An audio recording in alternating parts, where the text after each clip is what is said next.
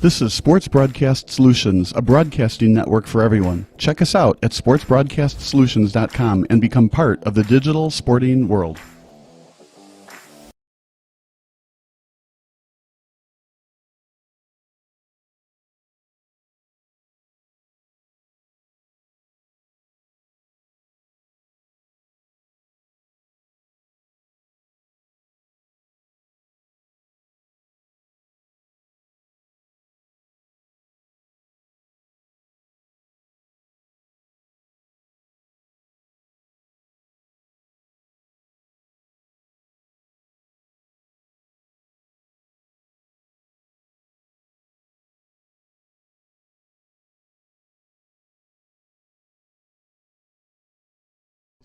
Sports Broadcast Solutions is a broadcasting network for everyone. Let SBS broadcast your sporting event. We have experience and can generate excitement and permanent digital memories for your team. Tonight. That time, finally a goal for the Stampede! We have professional videographers using high-definition modern-day cameras, color analysts, and play-by-play announcers with state-of-the-art, classy graphical scoreboards to keep you updated. Plus, we have commercials to advertise your team, club, or sponsor, and us. Plus, we do pregame and postgame interviews. Hi, everybody, and welcome to the postgame show brought to you by Marion Central Catholic. My name's Kyle Smith, but my name doesn't matter. These young ladies matter. It's senior night as the Hurricanes win a battle down the stretch, 48-46. Hi, I'm Carrie Kramer. I swim 50 breast, 50 free, and 100 back. Whatever your sports broadcast needs, we are at sportsbroadcastsolutions.com. Check us out and become part of the digital sporting world.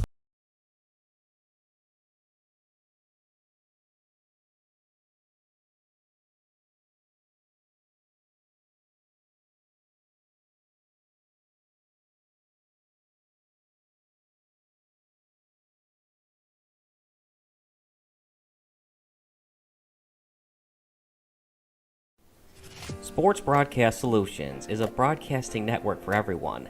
At SBS, we offer a professional broadcasting experience for the non-professional athlete.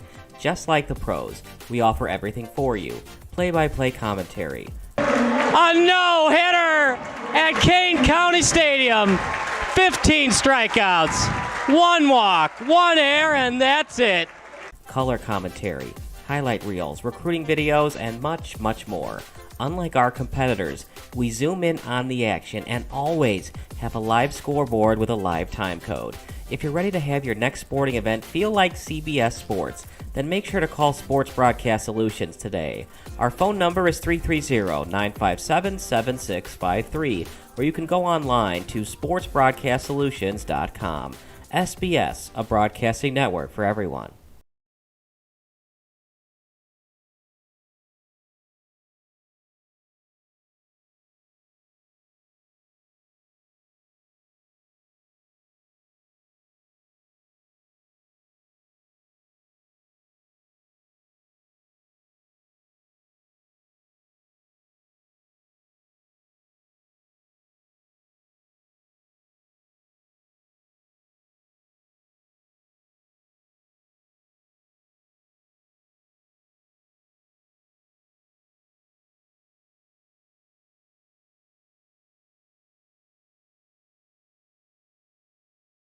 Conference Finals is taking place between the Sacramento Kings and the Los Angeles Lakers. With the Lakers down by 2 in less than 10 seconds remaining, one of the NBA's winningest franchises is very close to succumbing to an insurmountable 3-1 deficit. And while the Kings are in a great spot to win on the road, they probably shouldn't even be in this extremely stressful situation. If the Kings can hold on for the win, they'll be one step closer to reaching the NBA Finals for the first time in over 50 years. All they need is a defensive stop without fouling. And for the Lakers, they need a clutch contested shot to avoid losing their second straight home game against their in-state rival. But there's so much more happening here besides a potential 3-1 series edge or 2-2 series tie. To fully appreciate the magnitude of what happens next for both teams' fan bases, we have to do our due diligence. We have to research as much as possible. In layman's terms, we need to rewind.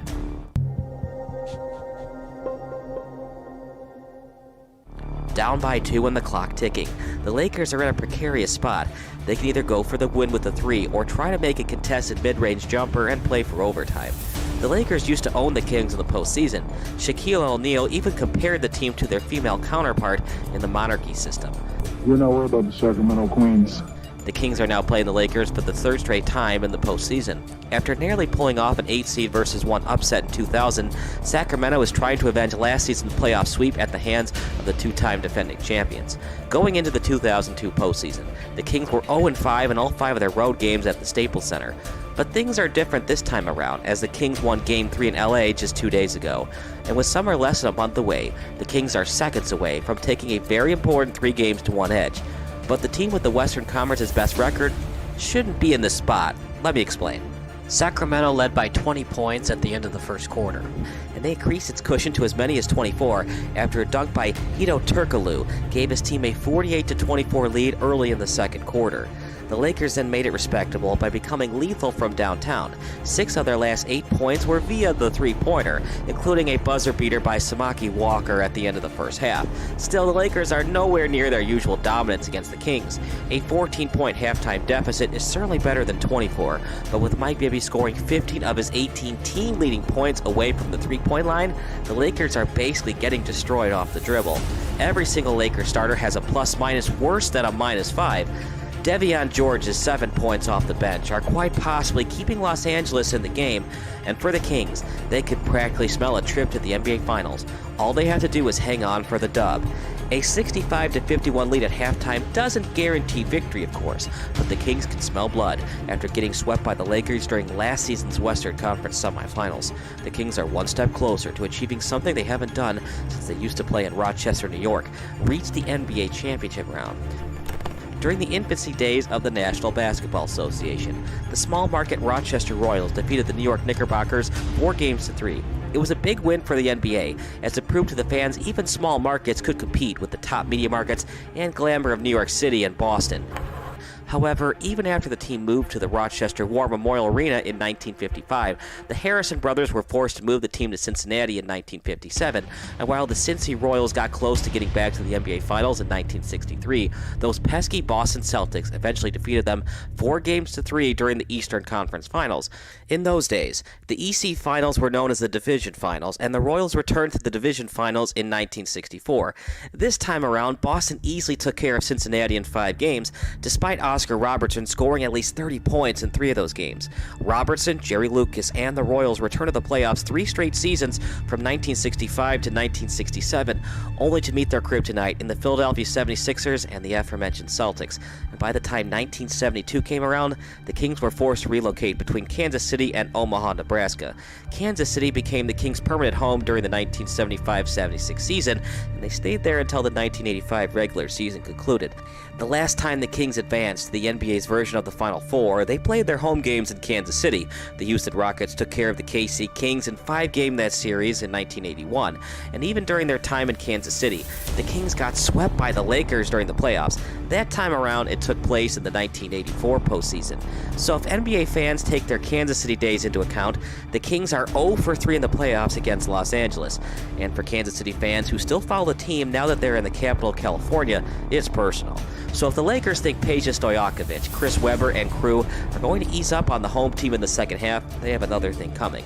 Not only have the Lakers been a thorn in Sacramento's side, but they also had the Utah Jazz on the ropes during the 1999 NBA playoffs, only to lose by 1 in Game 4 and during overtime at Game 5.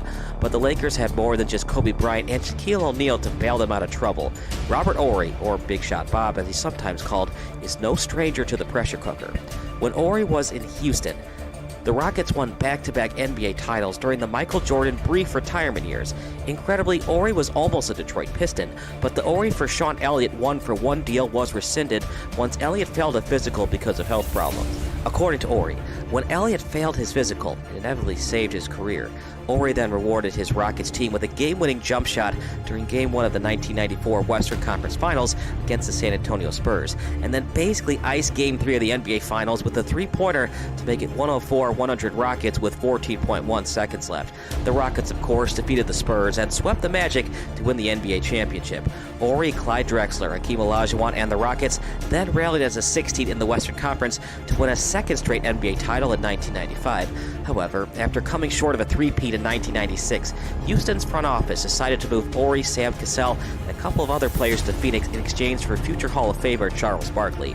The Phoenix trade didn't work out that well for Horry, and after Horry had a notable on-court altercation with head coach Danny Ainge, Horry's towel throw at his head coach made his days in Phoenix numbered. The Lakers pounced at the chance of acquiring a two-time NBA champion and only cost them Cedric Cabellos in the 1997 deal. The Horry trade was done to give the team more of a veteran presence than a legitimate scoring threat, as Big Shot Bob averaged more than 11 points per game in just one of his Houston seasons.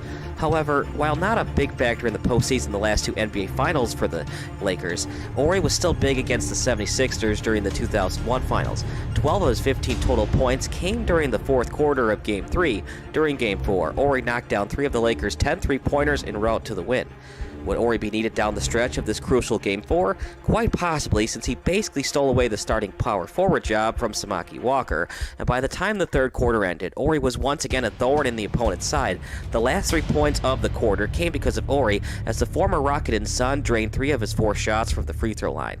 Just like that, the once proud 65-51 lead for the Kings is now just 80-73 entering the fourth quarter. But the Kings need more from Bibby if they're going to notch the victory. After scoring 18 in the first half, Sacramento's starting point guard has become a ghost. Bibby scored just 3 points in the second half, and the Kings now have to rely on Vlade Divac to get them critical buckets down the stretch. In a twist of fate, Divac used to play for the Lakers, but when Kobe Bryant was drafted by the Charlotte Hornets in 1996, Lakers general manager Jerry West fleeced the Hornets with the trade of the century by giving them Divac for the 18-year-old Hooper. While Divac is not a terrible player by any means, Bryant is one of the NBA's all-time greatest players.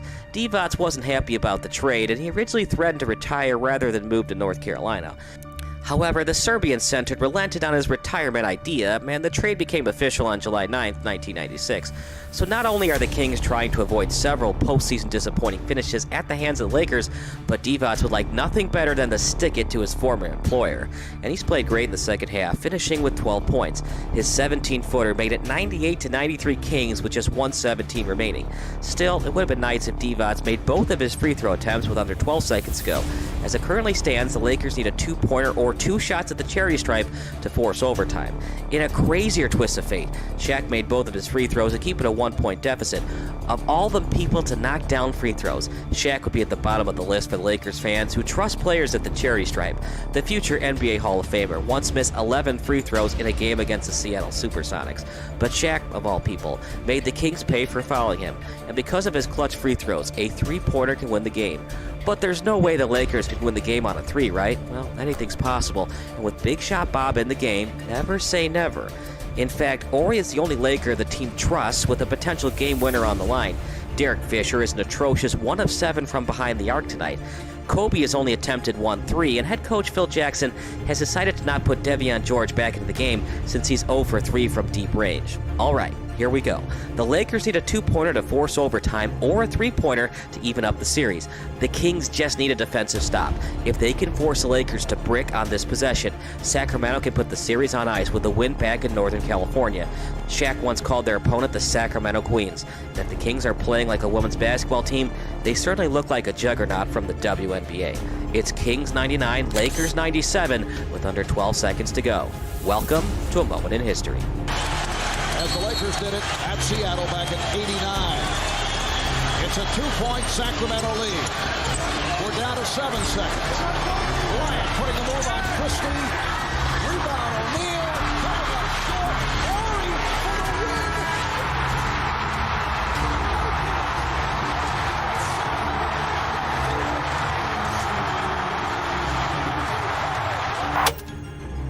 Big Shot Bob to the rescue once again.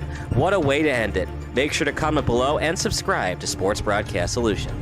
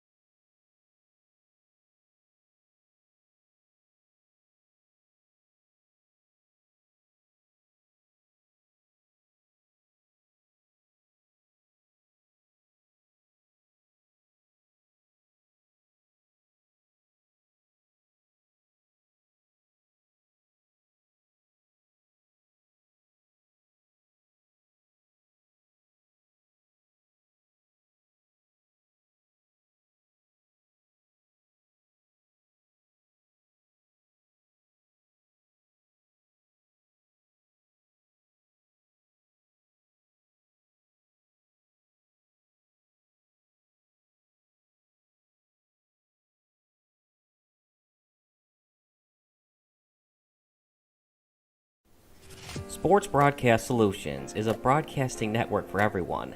At SBS, we offer a professional broadcasting experience for the non-professional athlete. Just like the pros, we offer everything for you. Play-by-play commentary. A no-hitter at Kane County Stadium. 15 strikeouts, 1 walk, 1 error, and that's it. Color commentary, highlight reels, recruiting videos, and much, much more. Unlike our competitors, we zoom in on the action and always have a live scoreboard with a live time code. If you're ready to have your next sporting event feel like CBS Sports, then make sure to call Sports Broadcast Solutions today. Our phone number is 330-957-7653, or you can go online to sportsbroadcastsolutions.com. SBS, a broadcasting network for everyone. Start living life on your terms. Build your dreams. Reach your goals. Change your future. Heal your community. With over 440 open locations, Physical Therapy and Balance Centers is the #1 physical therapy franchise and the leader in vestibular and balance therapy. Join the healthcare revolution. To learn more about franchise opportunities, visit physicalfranchise.com.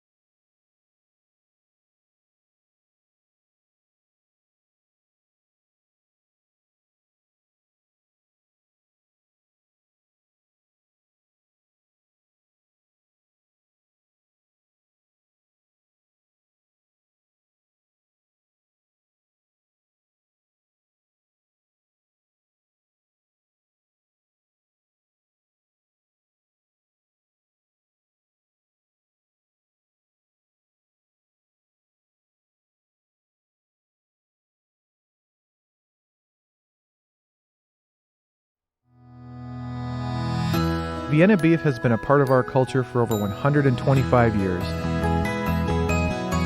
bringing friends together and reminding us that there's beauty in the simple things. In Chicago, it isn't just a hot dog, it's our heritage, something we'll share for generations to come. Vienna beef, proudly serving memories since 1893.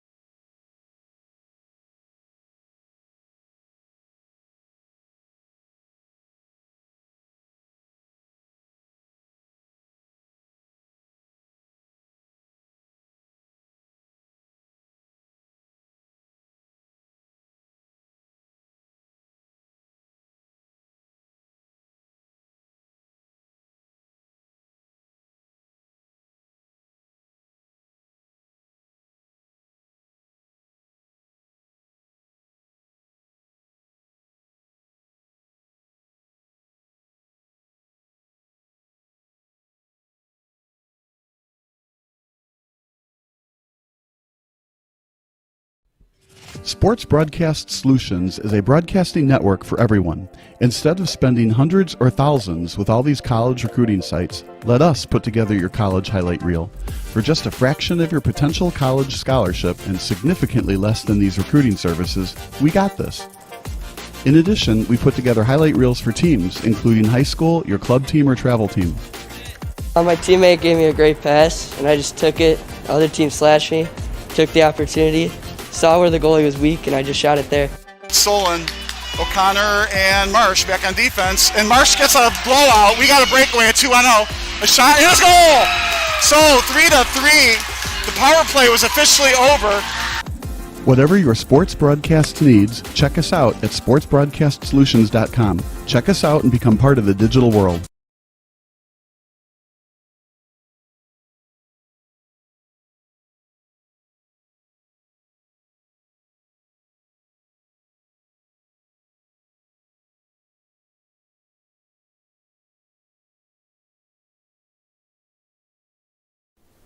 Sports Broadcast Solutions is a broadcasting network for everyone. At SBS, we offer a professional broadcasting experience for the non-professional athlete. Just like the pros, we offer everything for you. Play-by-play commentary. A no-hitter at Kane County Stadium. 15 strikeouts, 1 walk, 1 error, and that's it. Color commentary, highlight reels, recruiting videos, and much, much more. Unlike our competitors, we zoom in on the action and always have a live scoreboard with a live time code. If you're ready to have your next sporting event feel like CBS Sports, then make sure to call Sports Broadcast Solutions today. Our phone number is 330-957-7653, or you can go online to sportsbroadcastsolutions.com. SBS, a broadcasting network for everyone.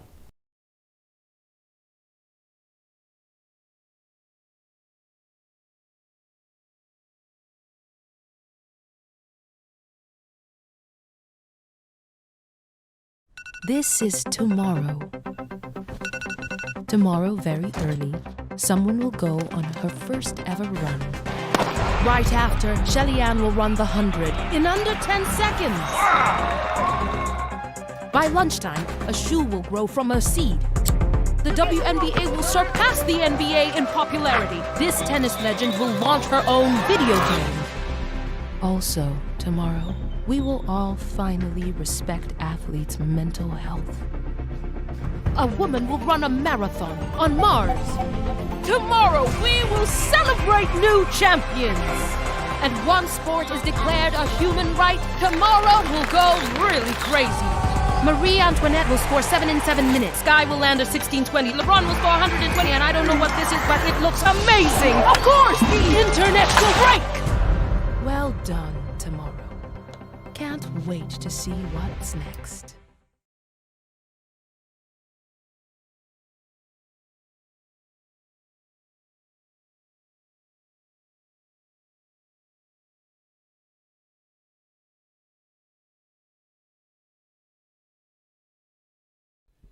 Sports Broadcast Solutions is a broadcasting network for everyone. Instead of spending hundreds or thousands with all these college recruiting sites, let us put together your college highlight reel. For just a fraction of your potential college scholarship and significantly less than these recruiting services, we got this. In addition, we put together highlight reels for teams, including high school, your club team, or travel team. My teammate gave me a great pass, and I just took it. The other team slashed me, took the opportunity, saw where the goalie was weak, and I just shot it there. Solon, O'Connor, and Marsh back on defense. And Marsh gets a blowout. We got a breakaway at 2-0. A shot, and it's goal! So 3-3. The power play was officially over. Whatever your sports broadcast needs, check us out at sportsbroadcastsolutions.com. Check us out and become part of the digital world.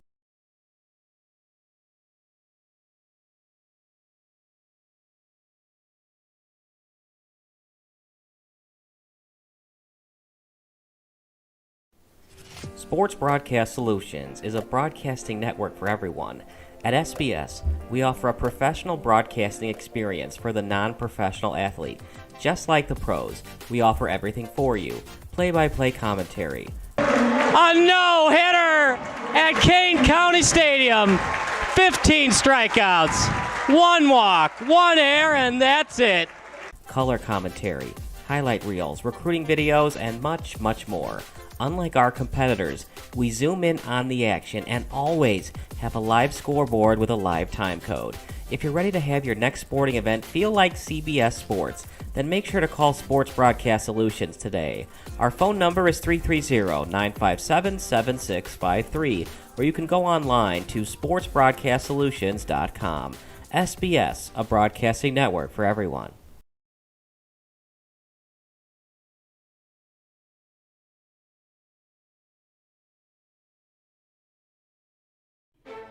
Sports Broadcast Solutions is a broadcasting network for everyone. For those of you that just want raw footage of your sporting event, but no play-by-play or color commentary, you just need us to live stream video from the event over the internet. We will live stream your event on YouTube on our Sports Broadcast Solutions channel. In addition, we also have a dedicated channel on YouTube for live streaming at SBS Livestream. And if you need multiple channels, we can utilize Facebook Livestream and Instagram Live on our channel as well. Options include commercials from your sponsors, professional scoreboard graphics are still available, and of course, yes, pre- and post-game interviews are available as an option if you want. We've been working really hard this whole summer and stuff. Whatever your sports broadcast needs, we are at sportsbroadcastsolutions.com. Check us out and become part of the digital sporting world. Missing your child's sporting event just plain stinks. But you don't have to worry about that anymore, thanks to Sports Broadcast Solutions. SBS is a live broadcasting network, as well as covering your on-demand needs, recruiting videos, highlight reels, and much, much more. We can broadcast live to any website, and we also post as much on-demand content as you need. For more information about SBS, check out our website at sportsbroadcastsolutions.com. Sports Broadcast Solutions, a broadcasting network for everyone.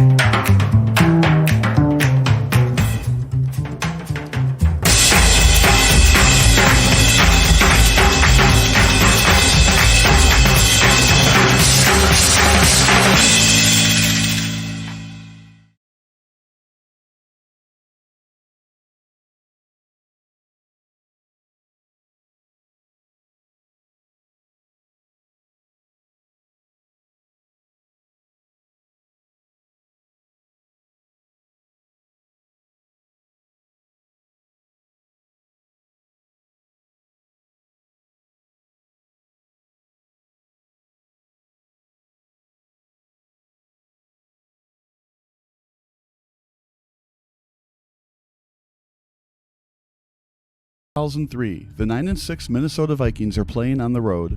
A win in this game clinches a playoff spot for the Vikes.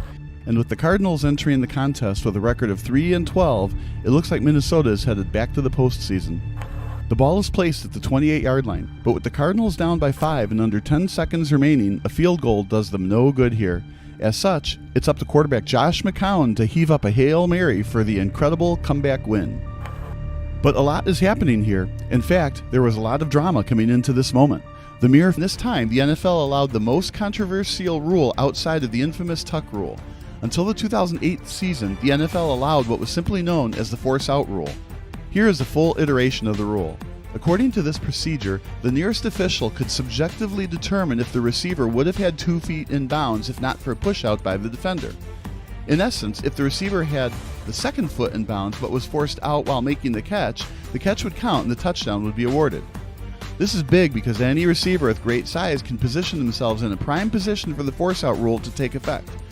Bolden would obviously be the intended target on such a play, but considering that Poole has more receiving yards than Anquan, Poole might be the best.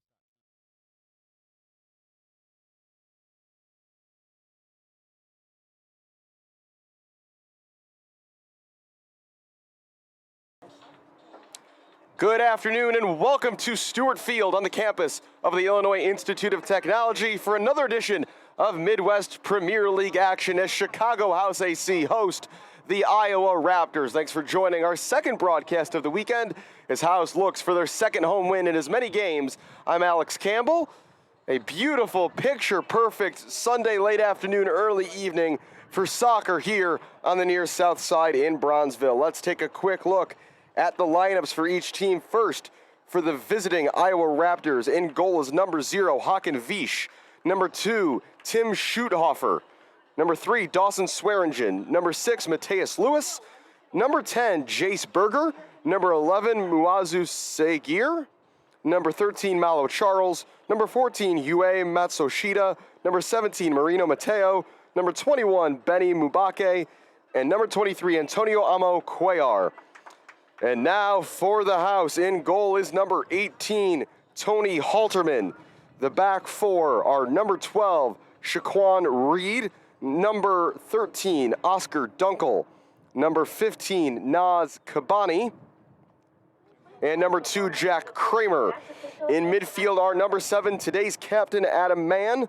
Number 8, Shannon Seymour. And number 94, Damon Almazan. On the wings are number 17, Jen McLeod, and number 25, Musa Morris. And up front today for the house is number 11, Georgi Spasov. The house are coached by Matt Poland. He's assisted by Eric Saley. Chicago House in the all-black uniforms today. Iowa Raptors in a combination of blue and white. House will be going left to right in this opening half. Iowa right to left. Quick conversation in midfield. That is House captain Adam Mann, native of Gloucester, England. Veteran of Gloucester, Evesham, and Bath City in the 5th and 6th tiers of English professional football.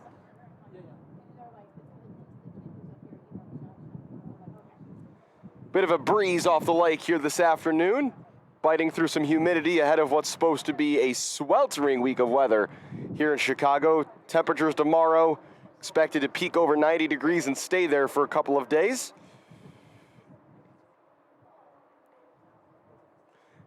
Bit of a change from the lineup that Matt Poland put out on Friday night as House got their first home win of the season.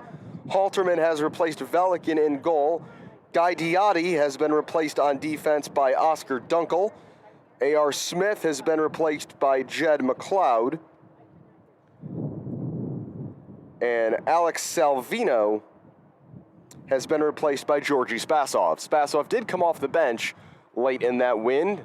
Helped House see out that 1-0 victory on a goal from Naz Kabani. Looks like it's going to be Jack Kramer at left back tonight, starting in that position, as Oscar Dunkel, the 17-year-old, will partner Naz Kabani in central defense. And if this game is anything like the last game for House, there's going to be some fluidity between the midfield and wing positions. Looks like it'll be Damon Almazan starting on the right. Musa Morris will start on the left with Spasov through the middle. And the Raptors have us underway here at Stewart Field.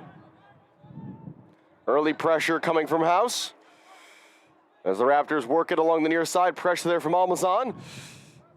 That pass cut out by Reed. Dunkel got a foot to it. And now it's sprung forward down the near side. This is Mubake. Mubake up against Reed. And Reed will concede the first corner of the match in the match's first minute. Over to take it along the near side will be number 17, Marino Mateo. Looks like it'll be a left-footed outswinger as Iowa players gathering on the opposite side of the penalty area. Outswinging corner toward the near post. Flicked on well, but there was no second touch. Halterman left in a bit of no man's land as getting his forehead to it was the striker, number 23, Amo Cuellar. Looks like it will be a 4-3-3 formation for the Raptors today, as here is Oscar Dunkel, the former Barcelona, Arizona residency player. He's a rising senior at Loyola Academy up in Winnetka. It's given away by Reed. Quick on the counter come the Raptors, but Dunkel does well to shield that away from Amo Cuellar. To the feet of today's goalkeeper, Tony Halterman, native of Dyer, Indiana. His college days were over a decade ago at DePauw University in Indiana. House trying to work it down the far side. This is Spasov. Spasov looking to cut back along the end line. Has he won a corner? He has not. It's last off the house forward. Georgi Spasov, a native of Des Plaines, graduate of Niles West High School and Oakton Community College. This is Hakan Vish in goal in the colorful purple and yellow kit today for Iowa Raptors, who were in Cedar Rapids last night for a game, so a quick turnaround for the visitors today. House applying the pressure. Musa Morris, who got the assist on the lone goal on Friday night, directly off a corner kick. Kramer. Space to turn now for McLeod. Jed McLeod, who last year was on the team that won MLS Next for the Chicago Fire Academy. So one of a handful of former Fire Academy players on this roster, but he is the most recent.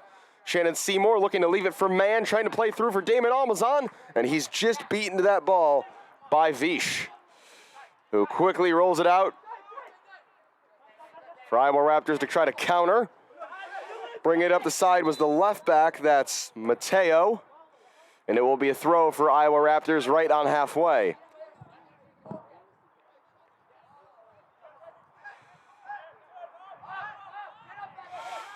Back for Swearingen. Swearingen's pass went right to McLeod. Mubake trying to flick it on. Dunkel, halfway clear, headed back forward. Dunkel battling there, and battering, I should say, isn't wrong with Amo Cuellar. Send forward. Naz Kabani jumping for it against Muazu Seguir. Here's Adam Mann. Morris, lots of space for Almazan. For now, back to Dunkel. Dunkel, Reed. Back again for Oscar Dunkel. Played in the UPSL for Chicago Nation previously in the ever-changing landscape of lower division men's semi-professional soccer.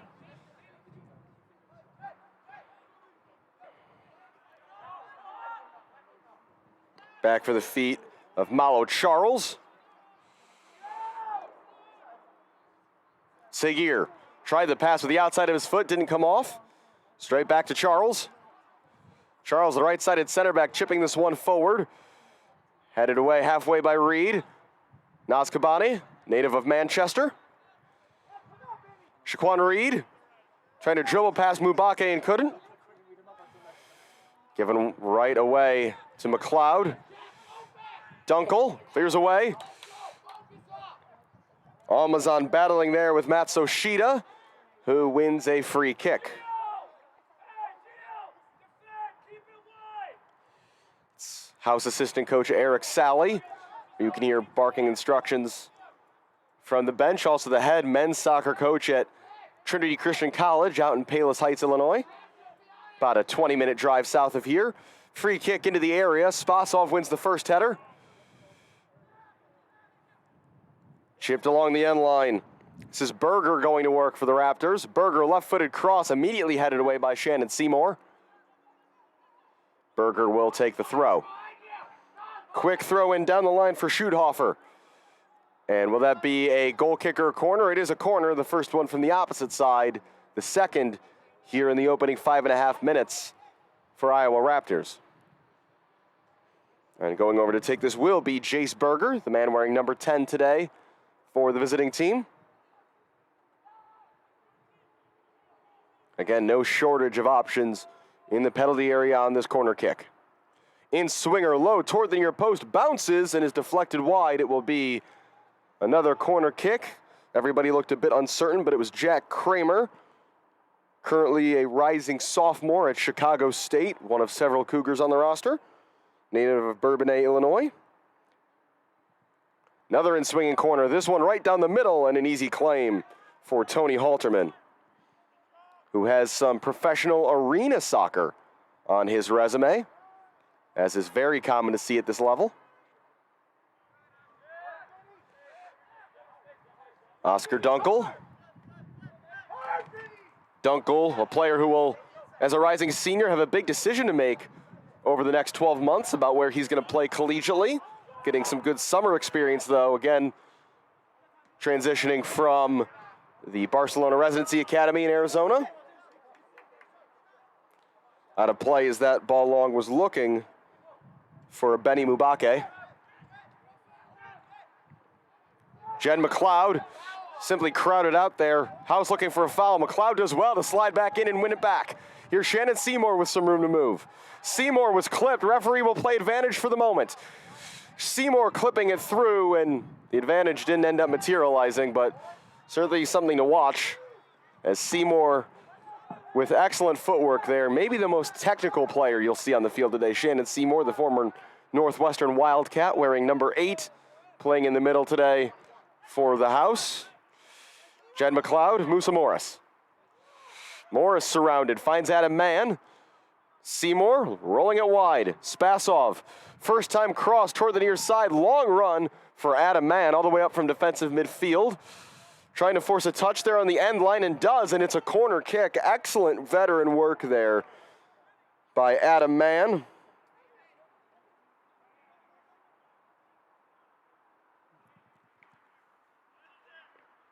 And it will be Mann to take the in-swinging corner.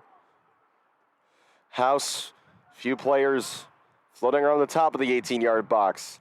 McLeod occupying the goalkeeper. Mann in swinger toward the far post. Keeper didn't get a clean touch to it and was fortunate to have the deflected ball come right back to him. Vish able to cover. Immediately looking long down the near side, making the run is Marino Mateo. And a foul committed by Mateo as he went up for that ball. Throw in right on the halfway line, free kick right on the halfway line for House. Quickly taken by Oscar Dunkel.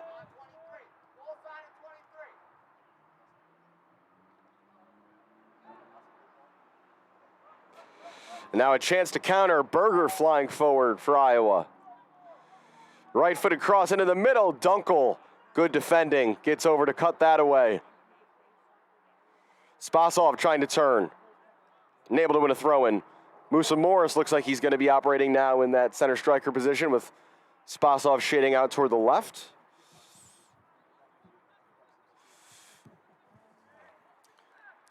Oscar Dunkel again. Lots of touches on the ball so far for the teenager. We've played 9:20 so far in this first half, 0-0. Alex Campbell with you here from Stewart Field on the campus of IIT. Beautiful day in Chicago. Seymour. Morris. Pressure came there from Seguir. Chested down by Almazan. Seymour onto it for House. Seymour, Musa Morris. Morris back for Seymour, looking to chip it through. Morris, will he be able to get to this one? Not quite. As sprawling to cover is Hakan Vish.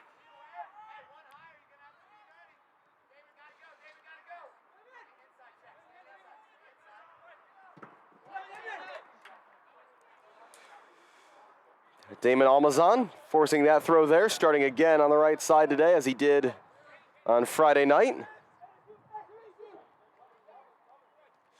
And well done there by Reed to win that throw. Off of Mubake, Shaquan Reed, another Chicago State player. Also, like Jack Kramer, a rising sophomore. Mann. Seymour has Kramer making a run outside. Here's Jack Kramer.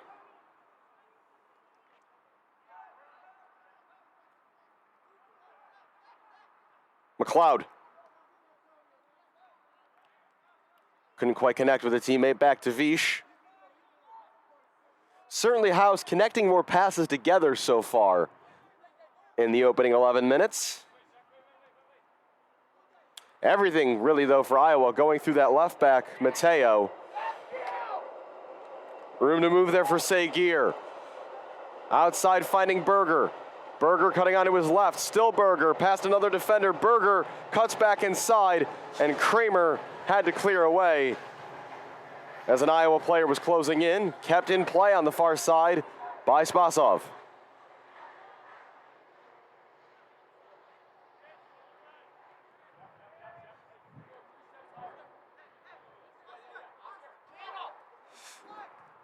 Reed trying to go down the sideline. Nice turn.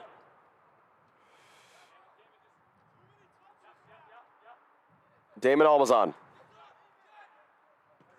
Almazan, McLeod. Space for Naz Kabani in the center circle. Spasov. Kramer on the overlap. Spasov.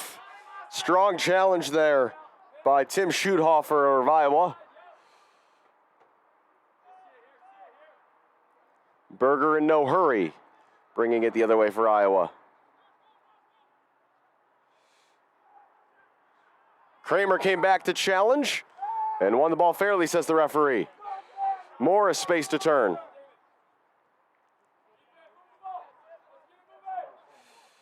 Dunkel.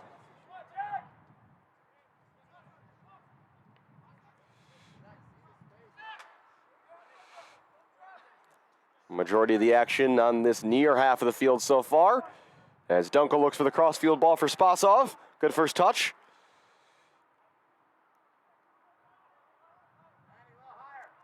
Spasov again.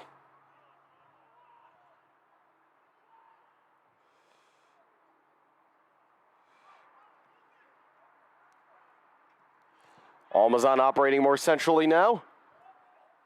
Mateo again on the near side, looking long. Out of his area is Halterman. Got a touch on it. That deflection could have gone anywhere. It's going to stay just in play. And in the end, it's put out for a goal kick. Well done by Naz Kabani to knock that off the charging attacker. Goal kick, Chicago House. 13:25 played here in the first half.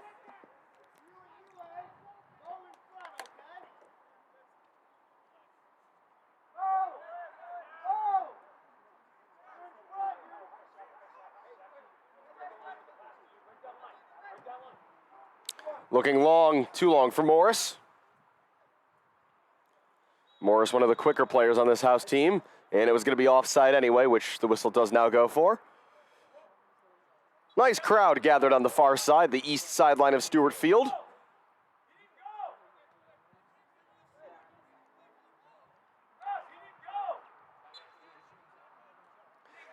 House bench is saying that seeing as Musa Morris didn't actually run down that ball, there was no need to call for the offside, and they could have simply allowed it to be a goal kick for Iowa Raptors.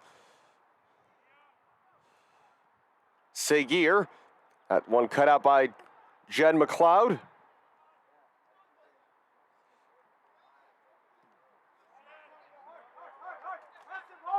Reed down the line. Knocked it a play by Mateo.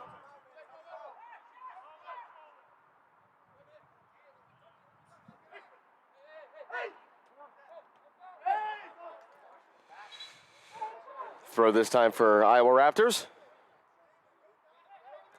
Neither team able to string too much together as of yet.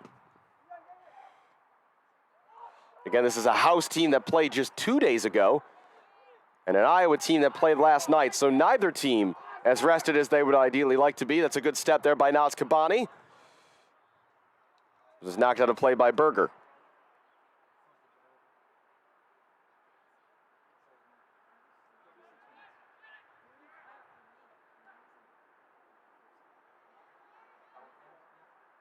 Elsewhere in the Chicago soccer scene tonight, well, that'll wait for a second. Adam Mann bursting forward. Mann will fire a shot. It's up and over the top on the first true attempt of the game as charging forward from midfield came number 7 in black.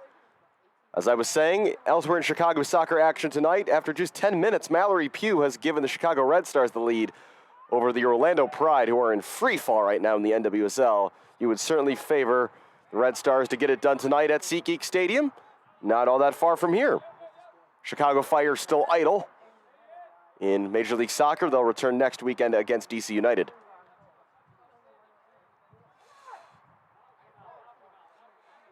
Dunkel.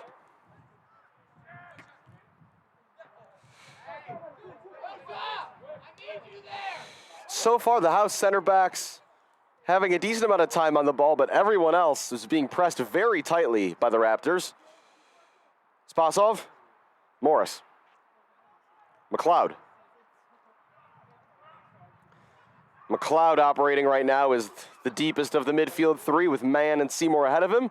Dunkel, nice ball out to the far side for Musa Morris. Morris inside, Almazan. Almazan turning shot, bounced around. Last off of Morris, goal kick. As House, though, once again get into a promising attacking position, finding some space in that left side channel.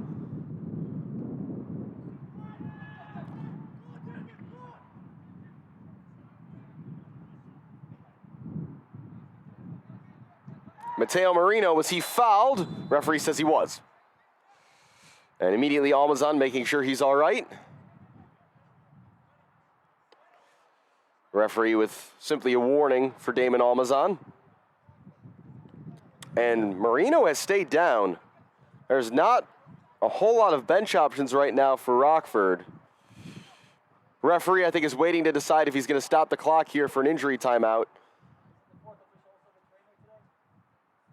or to see if this is simply in the normal course of play. Clock is still running for now.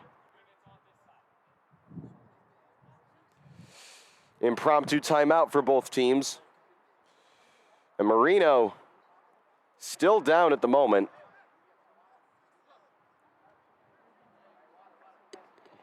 Raptors want a card. Referee says no. Longer conversation happening with Damon Almazan. And the thing about this is Marino is currently off the field, although he's just rolled back on a bit.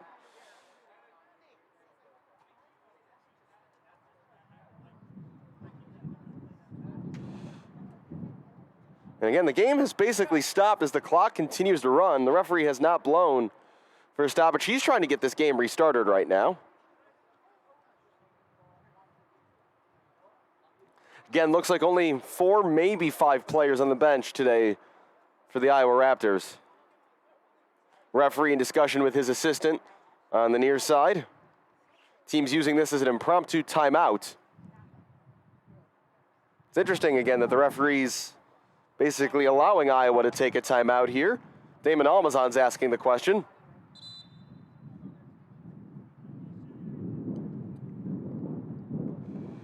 Hopefully Marino's all right. But an opportunity there for the Raptors to talk some things over.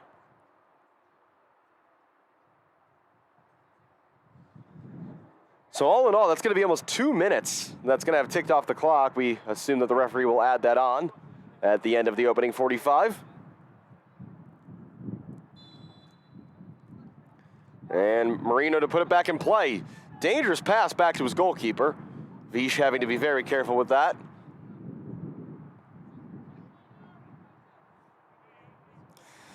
Matsushita gave it away almost. Went back to his keeper. Almazan trying to pinch in. Schuthofer having to be very careful as he finds Marino. Good first touch. Marino up the line. It's off the shoulder of Amo Cuellar, who was eventually able to control. And well done there by Oscar Dunkel to knock that away from Amo Cuellar.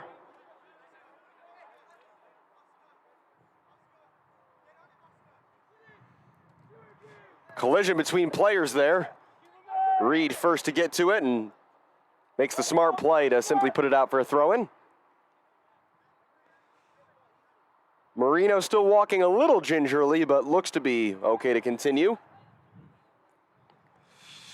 Header won by McLeod. Almazan battling with Marino again. Over the head kick. Last off of Reed. But the offside flag is up on the far side against Antonio Amo Cuellar. Free kick for House.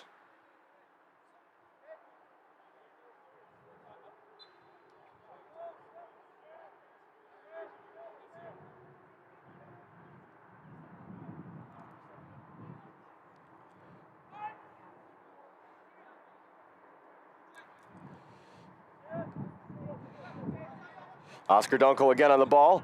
Almazan trying to turn in traffic. Picked up by Matsushita.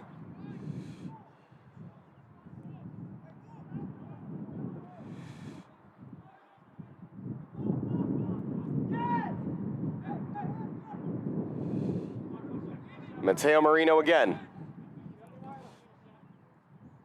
Marino tripped over it, got it back. Hurdles a challenge from Almazan, back to Marino. Marino cross right through the face of goal. Berger back to the middle. Shot couldn't connect, as going in for the chance was Seguir. Adam Mann has stayed down behind the play. Shot coming in is blocked by Adam Mann. Referee says no penalty on a challenge by McLeod. And now a chance for Adam Mann to potentially get some attention.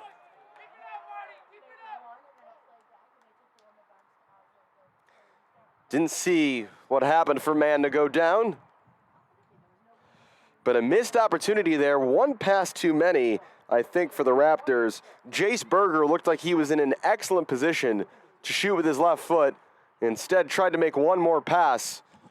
And Chicago House able to scramble the ball away on what was the most dangerous opportunity Iowa have created so far in the first half of this first half as we approach 23 minutes played. Adam Mann back to his feet. And the Raptors will do the sporting thing and just send that throw into Tony Halterman.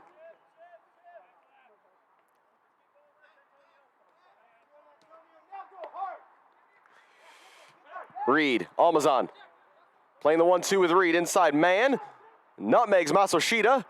And here's Almazan. Great pass by Seymour. Almazan looking to cut it back. Cross deflects right to him.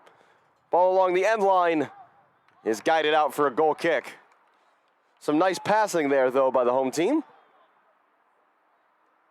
Shannon Seymour again showing his quality on the ball.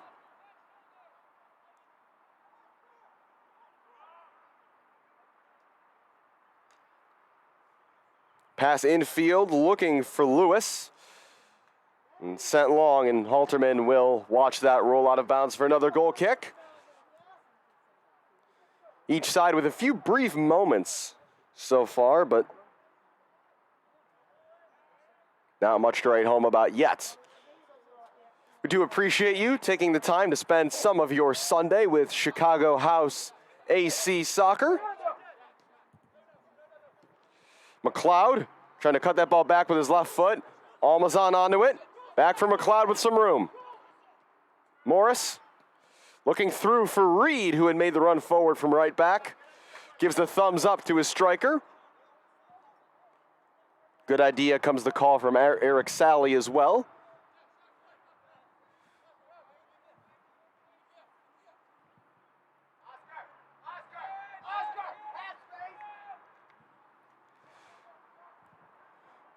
Both teams making a habit of trying to build out of the back. A little surprising for Iowa, who haven't been able to string as much together and have a very tall physical center forward out there. That ball rolled out of play and will be a throw-in.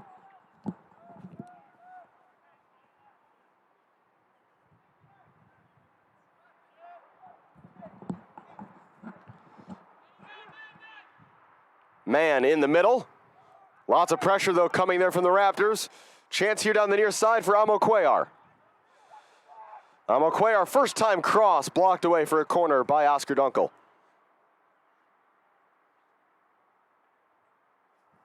Dunkel, I'm sure, will have no shortage of choices for where to play collegiately next year.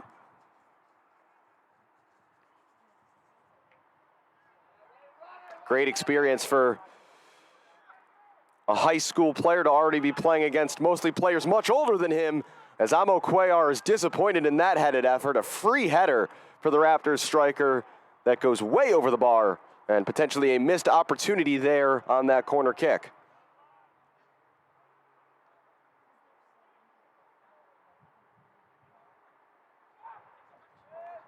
McLeod waving Dunkel forward. Reed again the outlet on this near side. Reed past Amo Cuellar. Still Reed. Finds Damon Almazan. Haven't said Georgi Spasov or Jack Kramer's name in a while. The ball has just been on this side. Here is Jack Kramer. Nazkabani. Given away to Seguir.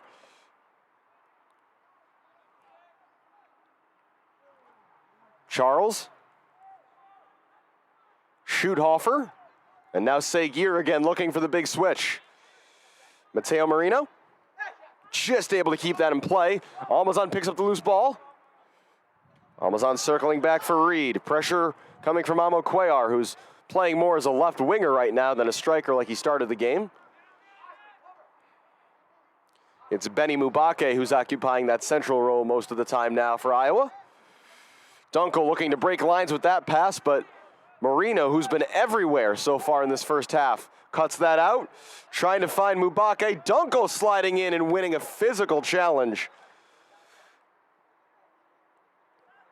And getting the worst of that collision was Benny Mubake.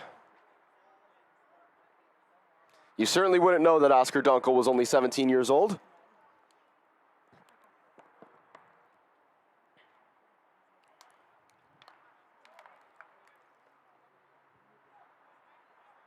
Mubake back to his feet.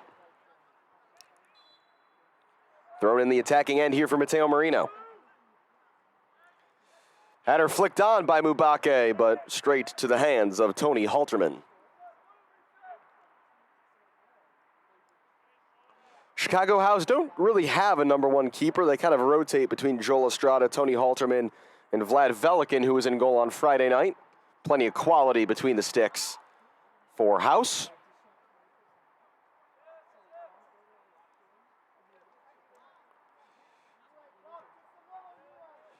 29th minute now. No shots on goal for either side. Here's Spasov, putting on the moves. Found the feet of Shannon Seymour. Knocked away, though, by Matsushita. And now here's Berger up the far side with a good move. Seymour working back and will give away the free kick. But maybe a smart foul to commit under the circumstances, as Berger was going through the gears. Berger wants a yellow card. That's not a yellow card worthy challenge, but it is a good opportunity here on this upcoming set piece. A good angle for Berger to deliver this in with his left foot.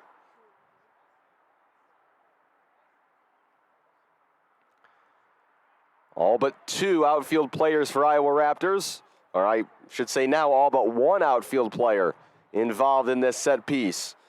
Only Marino is staying back. Berger swinging it in, bouncing through, it's straight to Halterman. And the referee wants this to be retaken. Not sure what the call was. Either way, Berger's going to get another opportunity after what was not a great delivery. Seguir is going to join him, and I think take this instead. A lot more air under this one. Seguir toward the back post, and Halterman had to give it a punch to it. It'll go out for a throw-in on the near side. Smart goalkeeping there by Halterman, just minimizing the risk of the situation. 15 minutes of normal time to go here in the opening half. Alex Campbell with you here from Stewart Field on the campus of IIT. We'll play at least 2 or 3 minutes of added time due to an injury stoppage we had midway through this first half. Throw-in headed away by Naz Kabani. Right back to Mateo Marino, who's certainly in first place for most times mentioned so far in this broadcast.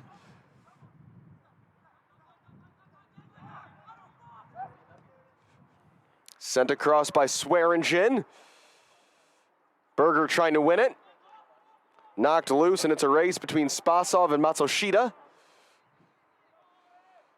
Won by the Iowa midfielder.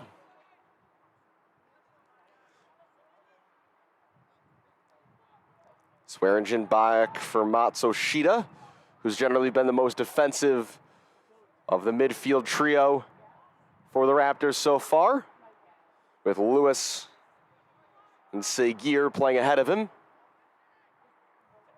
Mubake. Back for Charles, and all the way back now for Hakan Vish. Outside of the foot pass by Charles. And now here's Berger. Again working down the right side up against Naz Kabani. Good initial challenge by Kabani. Berger tries to get it back and knocks it off of the English House defender. Berger gives himself a running start on this throw-in. Header flicked on. Amo Cuellar couldn't direct it toward goal, and the volley is struck over the bar by Muazu Seguir. Again, maybe a case of one or too many passes there. I'm surprised Amo Cuellar didn't try to head that on target himself, but Seguir got all of that one just over the fingertips, and from his perspective, thankfully, the bar of Tony Halterman. That's the best look Iowa Raptors have had so far. Again, still no saves to make for either goalkeeper in this one.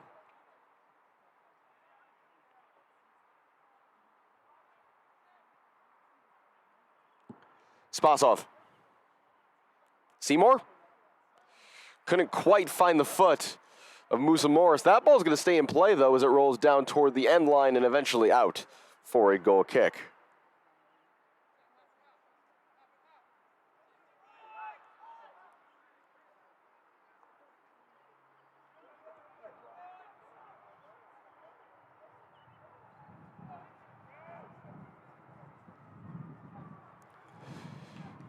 Throwing on the far side for Iowa.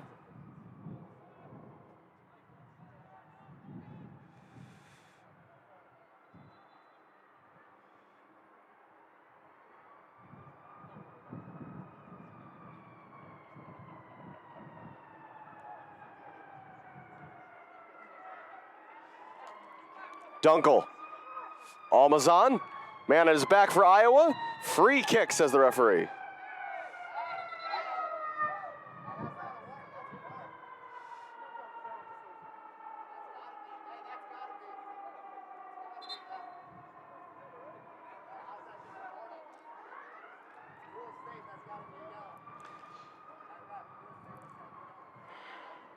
It's Mateo Marino who fouled Almazan there. Bit of a battle going on between those two so far in this first half. And based on the referee's actions there, probably a final warning before a yellow card for Marino.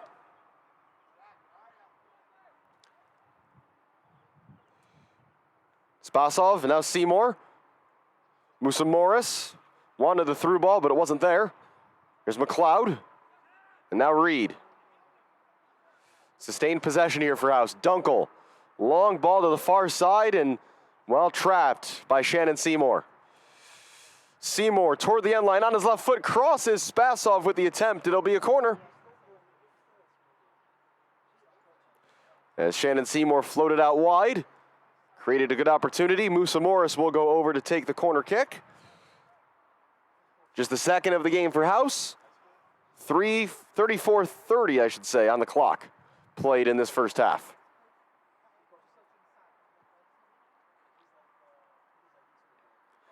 Morris in swinger toward the near post.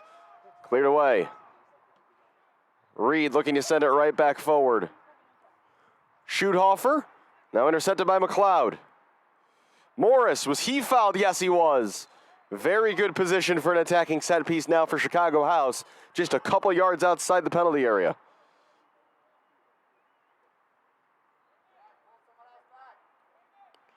Big opportunity here for House.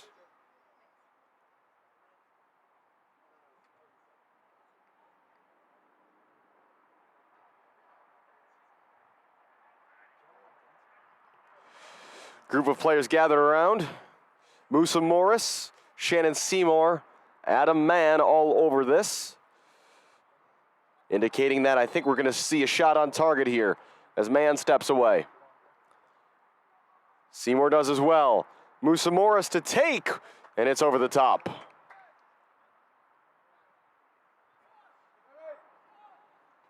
Do think that was the right decision, though, to shoot, and we're going to see a sub. First one of the game, Jonah Dancer coming into the game. 2 subs being made. Coming out of the game is number 2, Tim Schuthofer. It's an interesting change. First of the game on the far side, so Schuthofer is off, and into the game goes Jonah Dancer. Iowa Raptors substitution in the 37th minute. Entering the match, number 12, Jonah Dancer. Exiting the match, Tim Schuthofer. That's 12 for 2 in the 37th minute. So Schuthofer departs. Looks like it's a like-for-like change it right back as Dancer has gone over to the far side of the field. Not sure if Schutenhofer might have been carrying a knock or if he played just a lot of minutes last night and they were trying to limit him to a certain number today. Either way, an unexpected change. Morris along the end line, crossing toward the front, headed down only as far as Almazan, tried to cut that back onto his right foot. Seymour tried to corral it. Berger.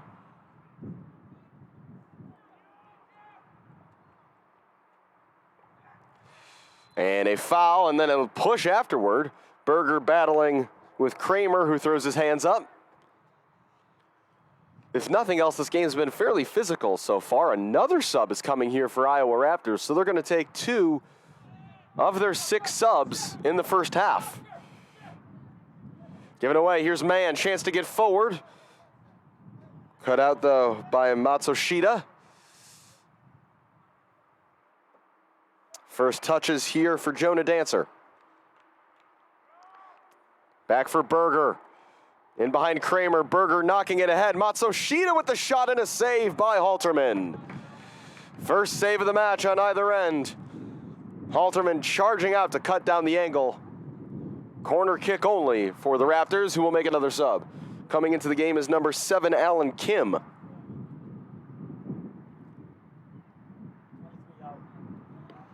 And they're going to take off the big striker, Antonio Amocuellar, will depart. So Amocuellar will come to the bench. Again, these feel like planned substitutions for a team that, as I mentioned, played last night. And in a league where you're allowed 6 subs, it's not surprising to see them managed this way. Number 7, Alan Kim, exiting Antonio Amocuellar. That's 7 for 23 in the 39th minute. Outswinging corner in low, and a very elaborate attempted flick there by, I believe, that was Dawson Swearingen. It's out for another corner. New ball is needed, though, on the far side. And one of the kids helping with the balls hands it off to an adult who's able to get it down the field quite a bit faster. Good teamwork there by the volunteer staff.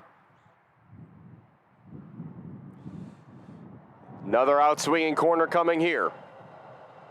This one right into the middle of the box. Heads go up. No one wins it initially. Mann flicks it away. Only as far as Marino. Marino wanted to send it right back in, but that's going to go out of play for a goal kick. 39:30 played here in the first half.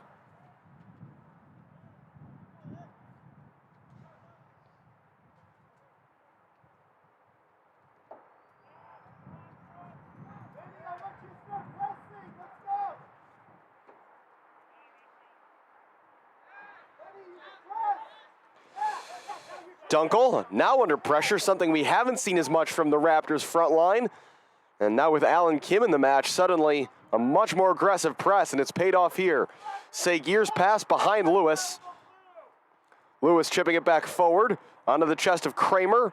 See more time to turn.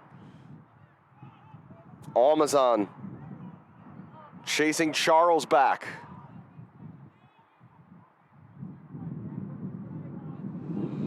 Now time for Charles on the ball. A few more fans have filed in here throughout the first half. Again, a pretty solid turnout here at Stewart Field. But for those of you who couldn't make it out today, we appreciate you tuning in.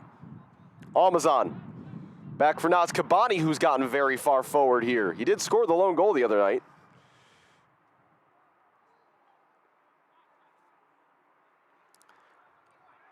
Spasov. Shannon Seymour. Seymour, room for a shot, has a go, and slices it just high and wide. Shout out to Strikers FV 2013 from Geneva, who are supplying the ball kids today. Always good to see young players getting a front row seat. Able to help out a bit as well. It's a great thing about having more teams at every level here in the Chicago area, and we're seeing it both on the men's and women's side. The non-league game growing, which is awesome to see. And I think this is going to get pulled back for a foul, and it is. Another collision. That second one was between Mubake and Dunkel. Referee is going to pull things back, though, for a foul on Jace Berger. Mubake back to his feet, so he's all right. And a yellow card has been shown, I think, to number 17, Jed McLeod, for the initial challenge. And no complaint. 15? Naz Kabani got the yellow card. Correction, thank you to the Chicago House bench. 17 or 15. I think they're still figuring out. So, okay, actually, we're going to go back. Jed McLeod has picked up a yellow card. And again, he didn't argue with it much.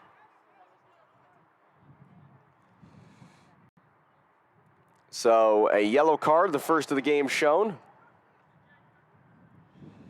Now another set-piece opportunity for the Raptors. Chipped in toward the far side of the box, headed straight down and away by Musa Morris. Well done. Good defending by the forward. Almazan doing battle once again with Mateo Marino.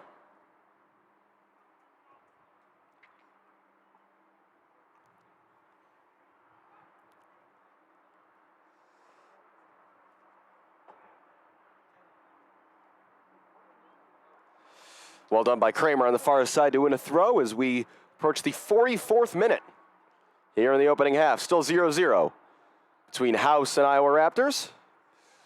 Naz Kabani. Ball down the far side. Almazan giving chase and headed back to his keeper by Dancer.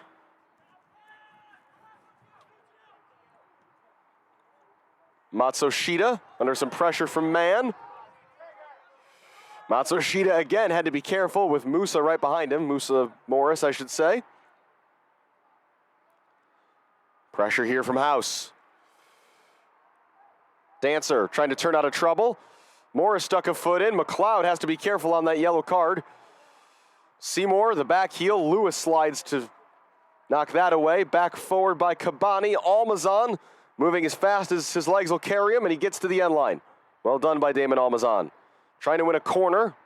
Still Almazan battling. And he has won a corner kick. Well done by the diminutive wide man.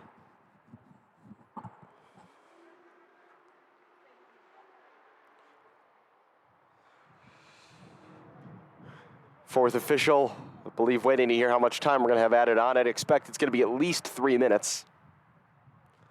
Musa Morris setting up to take the corner kick.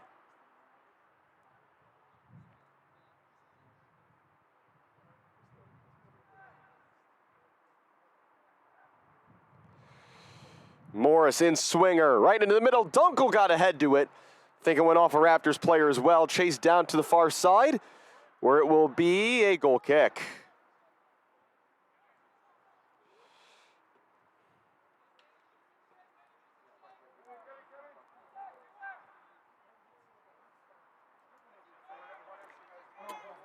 Only 1 minute going to be added on. That's a surprise. After a long injury stoppage that took at least 2 minutes, as Mateo Marino was attended to. Seguir looking to play it through, trying to run it down as Berger. Naz Kabani fires one into the bench. He wants a free kick. And I expected one to be there too. Aggressive there from Jace Berger. And Matt Poland wondering what his side has to do to get a free kick in this game.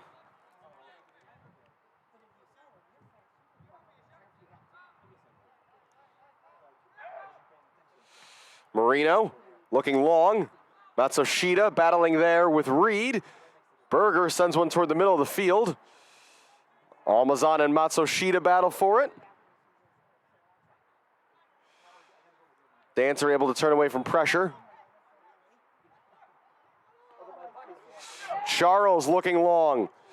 Reed almost got a touch. Flicked toward the middle by Marino. Mann won that header. Matsushita onto it. We've played the 1 minute of minimum added time. Naz Kabani. Reed trying to get it clear. If he does get it clear, that would probably end the first half. Seymour now heads it away. Referee checks his watch. Almazan. And that will do it for the first half of play. A couple decent looks at either end, but nothing much to split the sides. 45 minutes played as we go to halftime here at Stewart Field. Iowa Raptors 0, Chicago House AC We'll be back in about 15 minutes with the second half.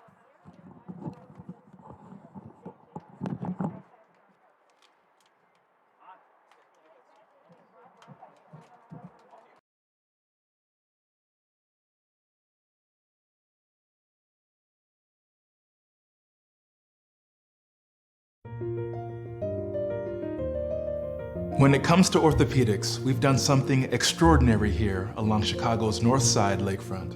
We've gathered experts in every orthopedic specialty to create the Chicago Center for Orthopedics at Weiss Memorial Hospital. Weiss Memorial Hospital was the first in the Chicago area to receive the Joint Commission's Gold Seal of Approval for hip and knee joint replacements.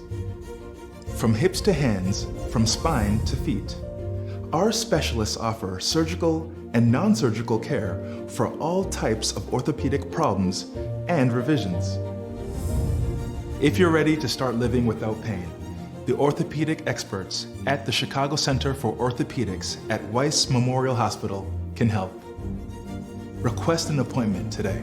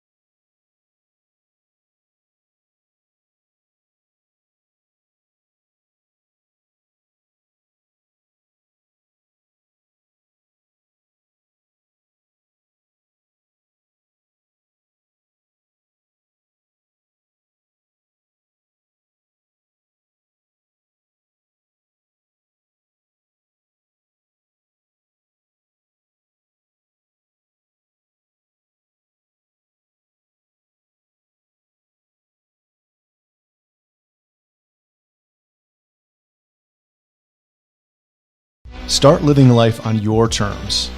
Build your dreams. Reach your goals. Change your future. Heal your community. With over 440 open locations, Physical Therapy and Balance Centers is the #1 physical therapy franchise and the leader in vestibular and balance therapy. Join the healthcare revolution. To learn more about franchise opportunities, visit physicalfranchise.com.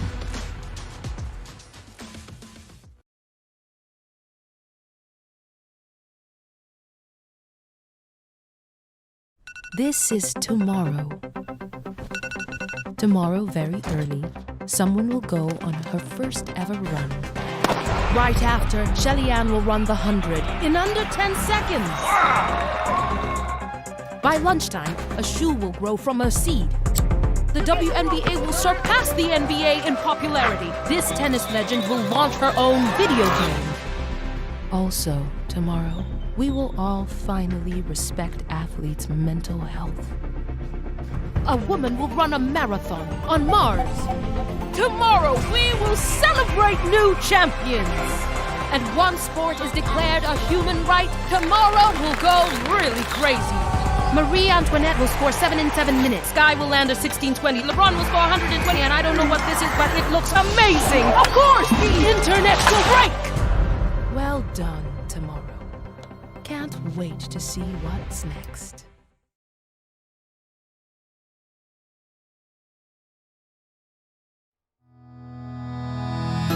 Vienna beef has been a part of our culture for over 125 years, bringing friends together and reminding us that there's beauty in the simple things. In Chicago, it isn't just a hot dog. It's our heritage, something we'll share for generations to come. Vienna beef, proudly serving memories since 1893. Missing your child's sporting event just plain stinks. But you don't have to worry about that anymore, thanks to Sports Broadcast Solutions. SBS is a live broadcasting network, as well as covering your on-demand needs, recruiting videos, highlight reels, and much, much more. We can broadcast live to any website, and we also post as much on-demand content as you need. For more information about SBS, check out our website at sportsbroadcastsolutions.com. Sports Broadcast Solutions, a broadcasting network for everyone. Sports Broadcast Solutions is a broadcasting network for everyone. We broadcast sporting events for people of all ages, including adult leagues, high school leagues, and kids. Complete with professional-looking graphics, broadcasters, color analysis, and commercials. We do pre- and post-game interviews with the players. In addition, Sports Broadcast Solutions does highlight films, including college recruiting reels, highlight films you'd see on sports news programs, and just simply highlight films for fun. Sports Broadcast Solutions also provides raw footage and live streams if you'd like. Subscribe to us and listen to our professional talk videos about relevant topics in the pro and college ranks. Whatever your sports broadcast needs, contact us at sportsbroadcastsolutions.com and become part of the digital world.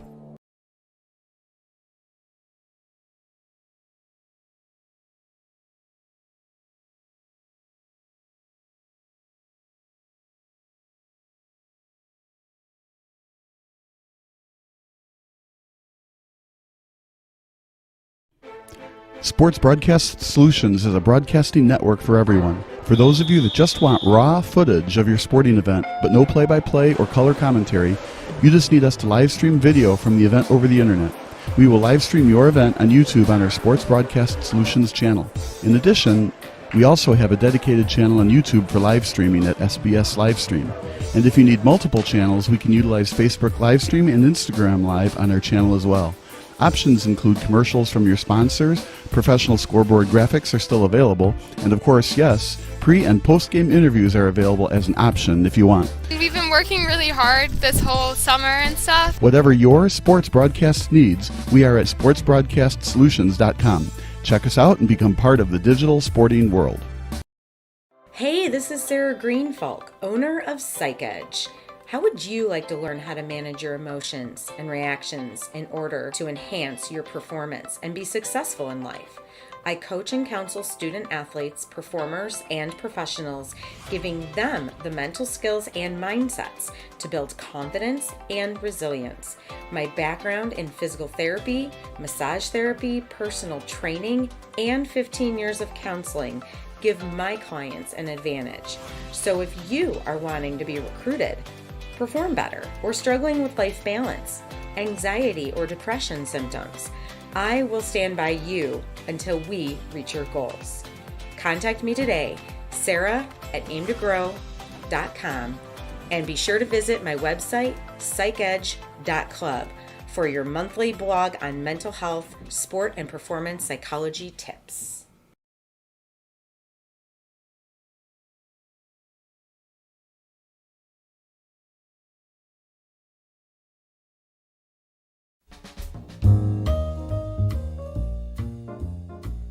Hi, my name is Brian Campbell, and I'm one of the co-owners of Illinois Energy Windows and Siding. We believe in offering the highest quality products, services, and warranties, all for the best price. When you choose a home improvement company, you want to service support not only at the beginning, but also all throughout the future. We offer a no-charge lifetime service warranty. If any products, parts, or pieces should fail, one of our service technicians will come out to your house and service your needs for no charge. So contact us today, and one of our qualified home improvement specialists will come out to your home and provide you with a free, no obligation estimate. If you choose Illinois Energy for your window, siding, or door project, I guarantee you'll be satisfied. So call us, click on our website, or come into our beautiful showroom. Thank you.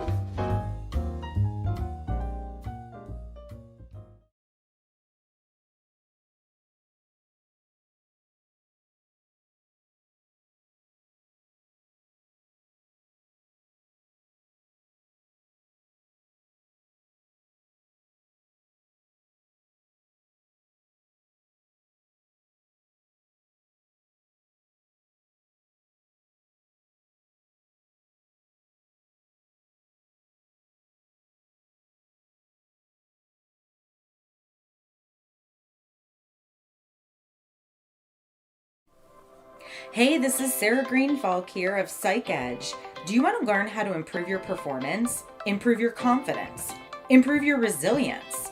Coming this fall, PsychEdge is releasing 5 workshop classes that will give you the skills to accomplish your goals with increased confidence and resilience. This is your opportunity to learn all the main psychological pieces of mental training in one place, plus the process I've developed to build these skills. Go to my website, psychedge.club, and sign up for my monthly blog emails, which will include the updates on the class release.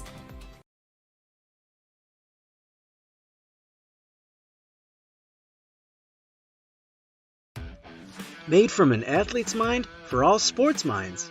Level Up Branding is a unique sports marketing and branding agency, offering athlete management, brand management, and so much more. We are powered by experience, currently serving athletes in the WNBA, MLR, NFL, and college sports. We are looking to take on more clients because everyone deserves a shot at their dream. Our goal is to help others by inspiring one person at a time. Level Up Branding was founded by Lauren, who was and still is an athlete. She understands the importance of being a well-rounded and built individual. It takes an athlete to know an athlete.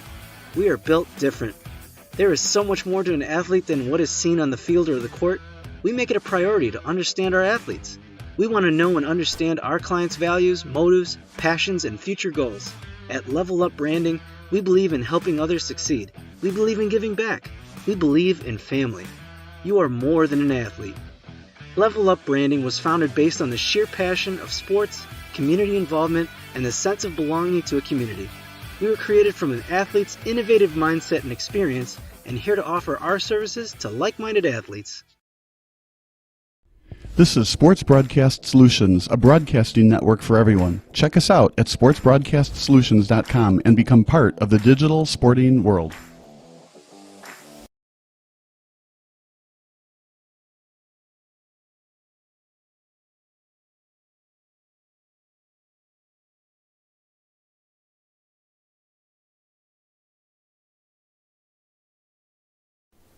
Sports Broadcast Solutions is a broadcasting network for everyone. At SBS, we offer a professional broadcasting experience for the non-professional athlete. Just like the pros, we offer everything for you. Play-by-play commentary. A no-hitter at Kane County Stadium. 15 strikeouts, 1 walk, 1 error, and that's it. Color commentary, highlight reels, recruiting videos, and much, much more. Unlike our competitors, we zoom in on the action and always have a live scoreboard with a live time code. If you're ready to have your next sporting event feel like CBS Sports, then make sure to call Sports Broadcast Solutions today. Our phone number is 330-957-7653, or you can go online to sportsbroadcastsolutions.com. SBS, a broadcasting network for everyone. Missing your child's sporting event just plain stinks. But you don't have to worry about that anymore, thanks to Sports Broadcast Solutions. SBS is a live broadcasting network, as well as covering your on-demand needs, recruiting videos, highlight reels, and much, much more. We can broadcast live to any website, and we also post as much on-demand content as you need. For more information about SBS, check out our website at sportsbroadcastsolutions.com. Sports Broadcast Solutions, a broadcasting network for everyone. This is Sports Broadcast Solutions, a broadcasting network for everyone. Check us out at sportsbroadcastsolutions.com and become part of the digital sporting world.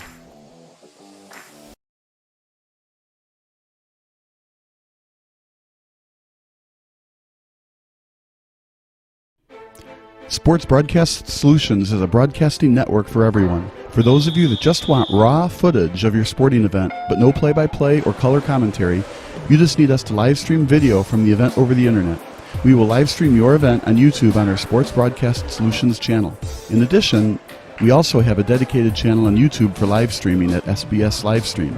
And if you need multiple channels, we can utilize Facebook Livestream and Instagram Live on our channel as well. Options include commercials from your sponsors, professional scoreboard graphics are still available, and of course, yes, pre- and post-game interviews are available as an option if you want. We've been working really hard this whole summer and stuff. Whatever your sports broadcast needs, we are at sportsbroadcastsolutions.com. Check.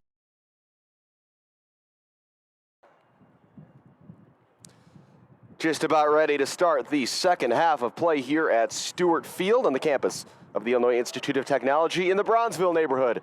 On the near south side of Chicago, I'm Alex Campbell. Scoreless at the half between Chicago House Athletic Club and the Iowa Raptors. One correction from the first half. The yellow card for Chicago House was in fact issued to number 15, Naz Kabani, not number 17, Jen McLeod. So we also have a sub for Chicago House. Coming out of the game is number 11, Georgi Spasov, and entering the match is number 5, Guy Diotti. Actually, 2 subs for the House. Oscar Dunkel has subbed out, so Dunkel is out at center back. He's been replaced by Guy Diotti. Spasov is out at forward, waiting to see who has replaced him.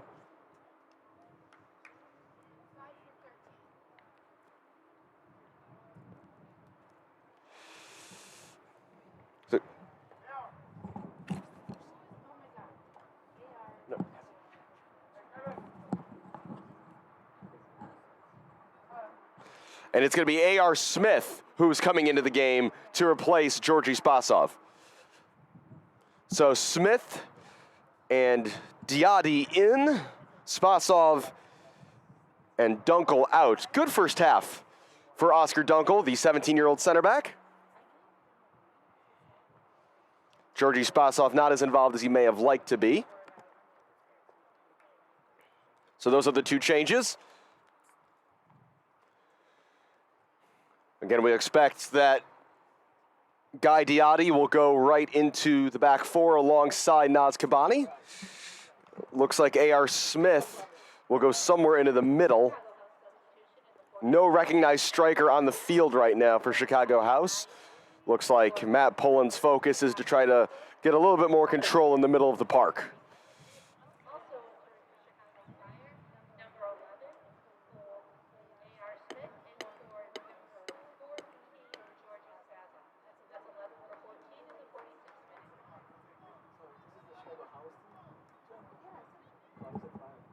Did I really? Oh my God. Did I really? But it was brilliant. I didn't want to tell you that. Adam Mann is going to be the man, no pun intended, taking the kickoff, and we are underway. And it looks like Adam Mann's going to go up top. Early pressure here from Iowa Raptors. Near side, this is Kramer. First touch for A.R. Smith. Dangerous place to give it away.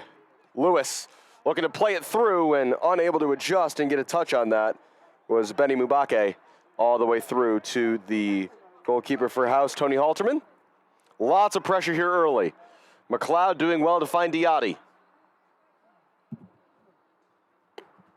Reed, Almazan, defended there by Matteo Marino. Good step there by Diotti to knock that away. Seymour, here's A.R. Smith. Smith looking down the far side was hoping for Almazan. Seymour looking for the loose ball. Marino involved as ever. Diotti pinching forward again. And Reed dispossessed by Alan Kim. Kim trying to cut back inside. Good defending by Diotti. Halterman does well to avoid the corner kick.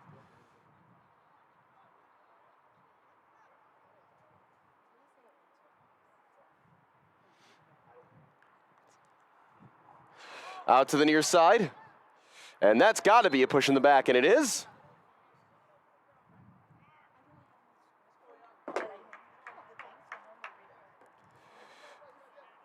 So free kick right along the near side here for House. Naz Kabani to take it.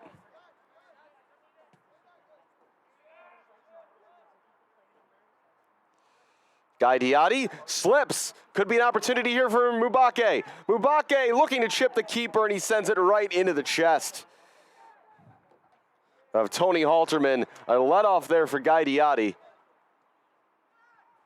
Lots of pressure out of the halftime break here for Iowa Raptors, forcing the House backline to make quick decisions. McLeod. Looking for Adam Mann, stepping forward to head it down and away was Swearingen. Is that a foul? It is. Free kick. As ending up on the deck was Jed McLeod. Guy Diotti having some issues, it looks like, with the laces on his right boot.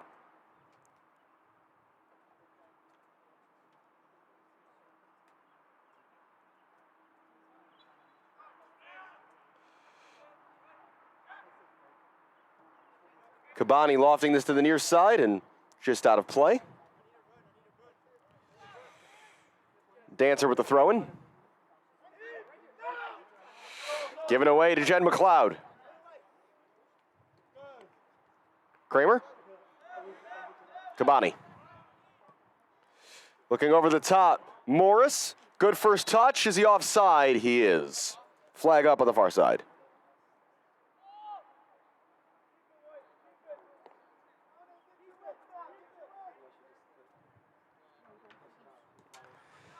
Free kick sent long by Dancer. Easy header for Guy Diotti. Seymour. Damon Almazan. Almazan looking to play it through in between Mann and A.R. Smith, who, given that there is no recognized striker on the field, I'd expect A.R. Smith to make runs forward like that from midfield, just like he's doing right now, trying to get in behind. Smith onto it. A.R. Smith, save made by Hakan Vish. Big chance for the substitute to make an immediate impact here at the beginning of the second half. Good goalkeeping, though, by Vish. Swearingen. Berger looking to go past Kramer, who got a touch on it. Berger always looking to cut in on that stronger left foot. Morris, Seymour. Almazan making a good run to the far side. Header flicked away by Marino. Throw in for House.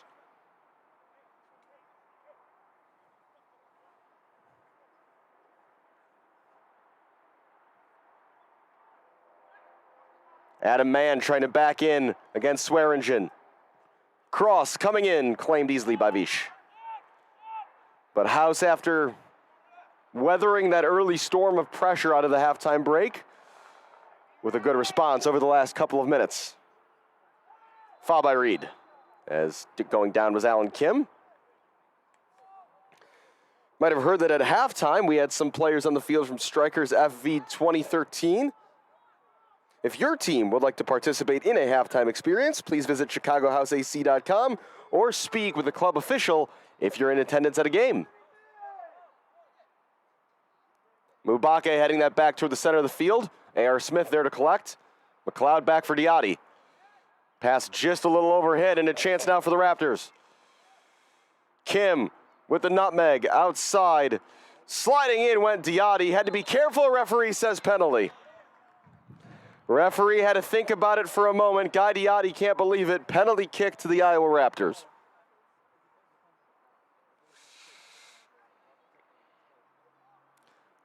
A turnover turns into an opportunity for Iowa.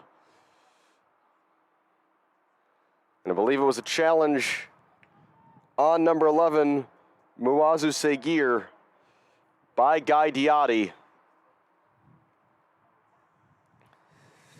And picking up the ball to take the penalty kick is Mateus Lewis. A big task here now for Tony Halterman to keep the game at 0-0. Or will it be someone else taking the penalty kick? Alan Kim has stepped up now. So it looks like it'll be Kim against Halterman, and a yellow card shown to Guy Diotti. I think that's more for dissent than the foul itself, as it looked like he did win the ball, but the referee either saying that he got the man first, went through the man, or that even after the contact he made with the ball that he still felt it was a foul. Hard to say for sure from where I'm standing. Again, I saw Diotti at least get the ball at some point in those proceedings. Either way, it is a penalty for Iowa Raptors. Alan Kim over it against Tony Halterman. And Kim scores, pass into the bottom corner. 1-0 Iowa Raptors here early in the second half.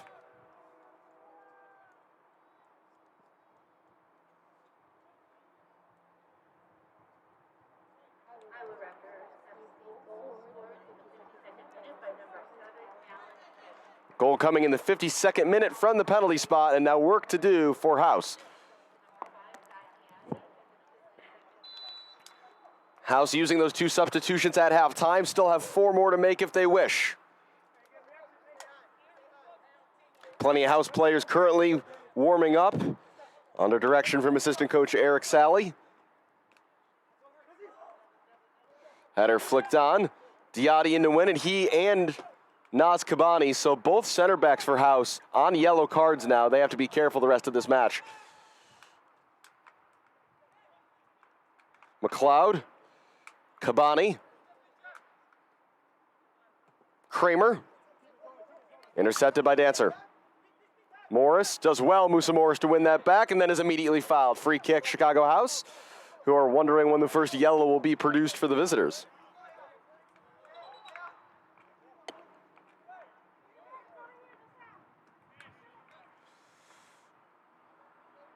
Kabani just plays short to Diatti. Kramer playing the 1-2 with A.R. Smith. Kramer looking back for Smith. Dancer got a touch in. Kramer slid in. Free kick.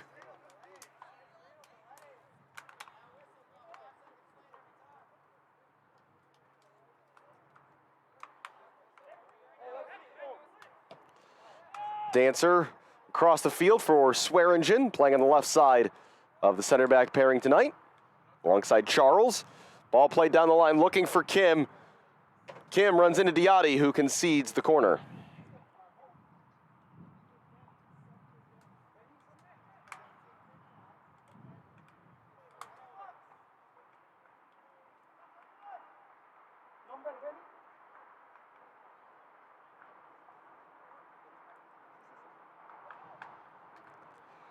Swinger taken short, but missed Alan Kim, and a chance now for House to counter with everyone forward for Iowa.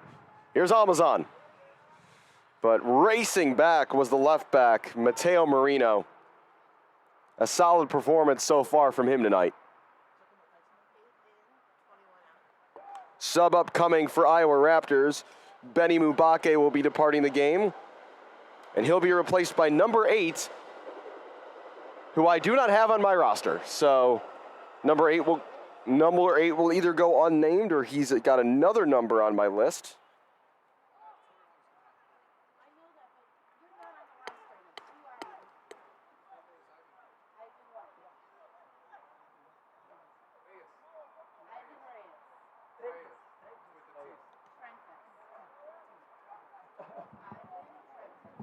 He's not on the roster.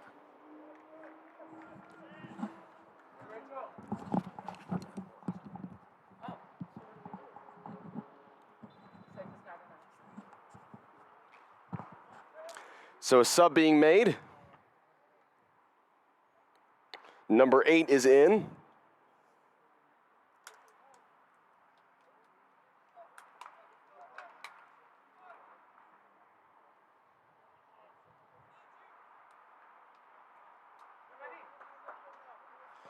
So 8 is in and 21 out, so that is Benny Mubake, who departs, and a bit of a formation switch, it looks like, of sorts, as it looks like it's going to be number 11, Muazu Segir, going into the center forward spot in place of Mubake.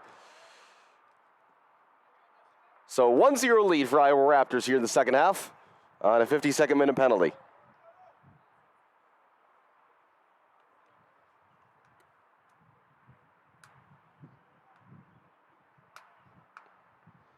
Thrown by Reed. Almazan trying to control. A.R. Smith pinching in to help. Reed will see that go out of play for a house throw.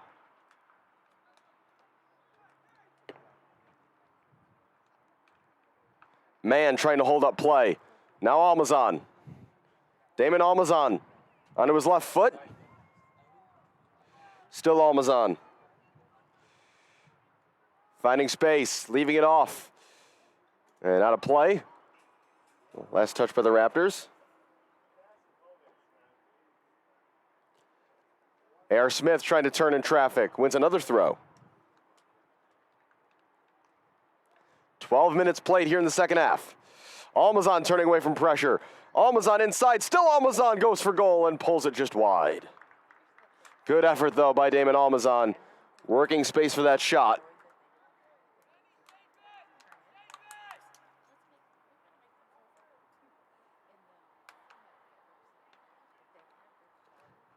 Goal kick to be taken by Vish.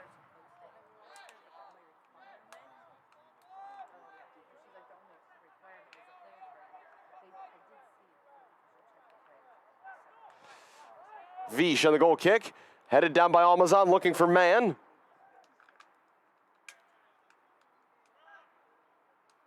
Seymour forced backwards. Kabani. Seymour.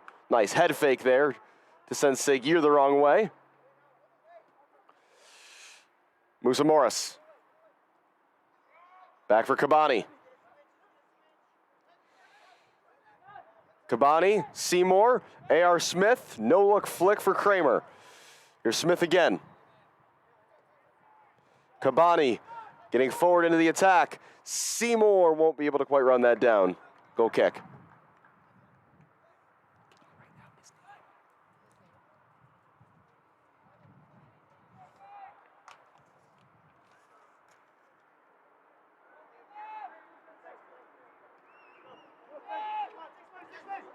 Dancer. Nice step by Naz Kabani.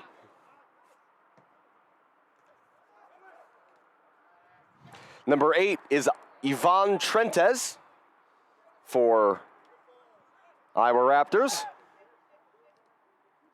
Deflected. Adam Mann trying to get there first. Pressure up against Matsushita. Sent straight up into the air. Seguir and Kramer both jumping for it. Seguir down the near side. Still Seguir. Space in the middle for Trentes. Trentes playing as, I think I'd best describe as an attacking midfielder into the middle. Seguir header. He was offside anyway, and an easy save for Halterman, who was well positioned. And a sub coming for Chicago House. Into the game will come Florian Wador. Normally plays as an outside back. And Florian Wador will come in at right back in place of Jack Kramer.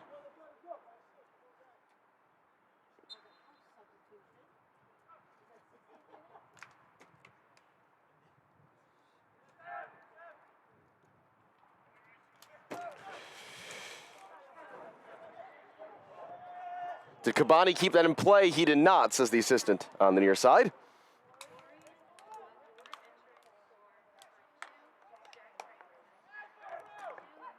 So it looks like it'll be a like-for-like switch. Wador in at left back. Could be a chance here. Well done by Halterman. As trying to run onto that one was Seguir.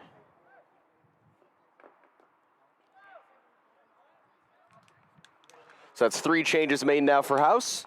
3 more to go if they wish. That one intercepted by Charles. Lewis looking to spray it down the far side. House want a flag. Alan Kim is not going to catch up to it anyway, so it is a moot point in the end. We have another sub coming. Number 22, Keaton Woods, is going to be coming into the game.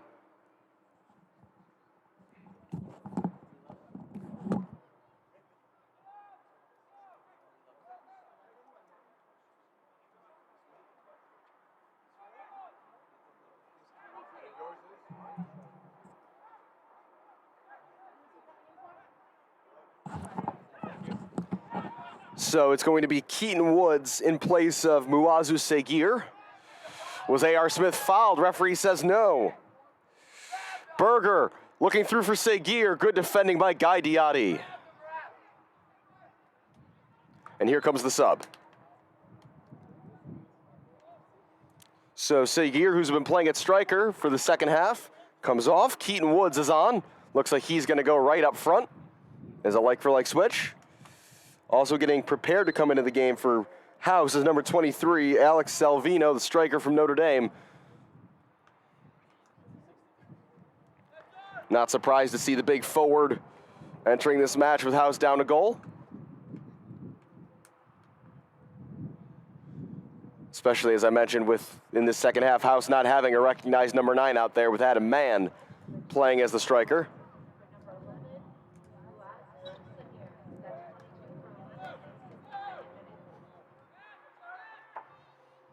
Wador.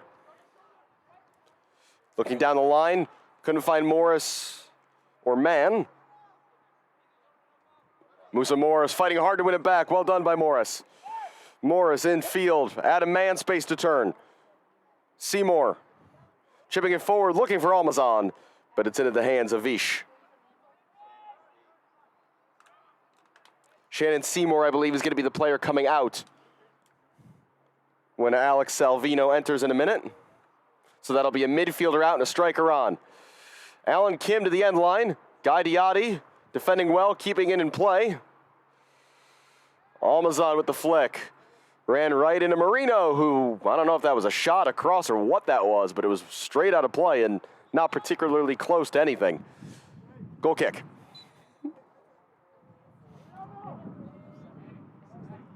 And here comes the change, so Shannon Seymour will come off. Meanwhile, a change coming as well for Iowa. Srive Rukakiza is going to be coming into the game. And who will Rukakiza replace? Entering the match, number 23, Alex Salvino. Exiting the match, number 8, Shannon Seymour. That's 23. Now that Iowa sub's going to wait. So again, Alex Salvino has come on, and he has gone up front with Adam Mann dropping back into midfield. A.R. Smith. We're in the captain's armband now. Mateo Marino, the left back, is going to be coming out. A defender slipped. Here's Damon Almazan. Big opportunity. Almazan cutting back. Still Damon Almazan. The patience, the finish, the equalizer. 1-1. Celebrations all around. What a goal by Damon Almazan. And in the 65th minute of play, we've got an exciting 25 minutes ahead, all tied up.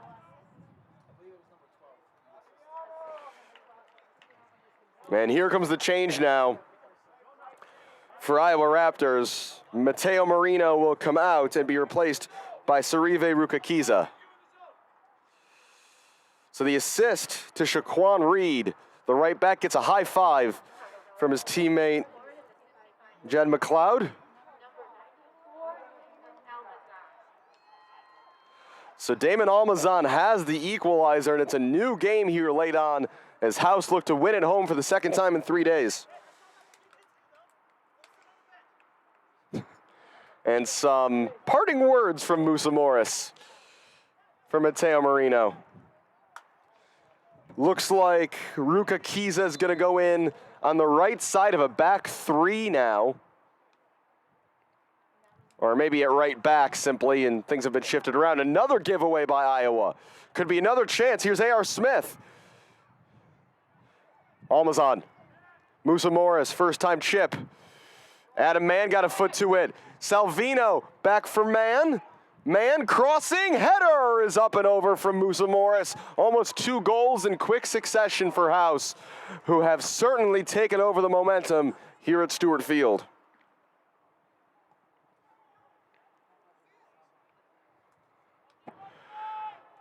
Some new life breathed into this House team over the last couple of minutes. Dancer has shifted over to left back. That's him charging down the far side. Kim. Back for Trentes.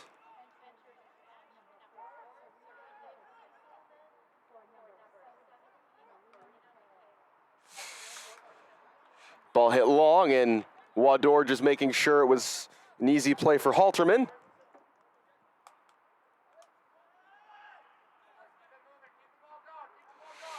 Guy Diotti, again, a reminder that both center backs for House are on a yellow card, so something to still be mindful of as we go down the stretch of this game. Header by Reed.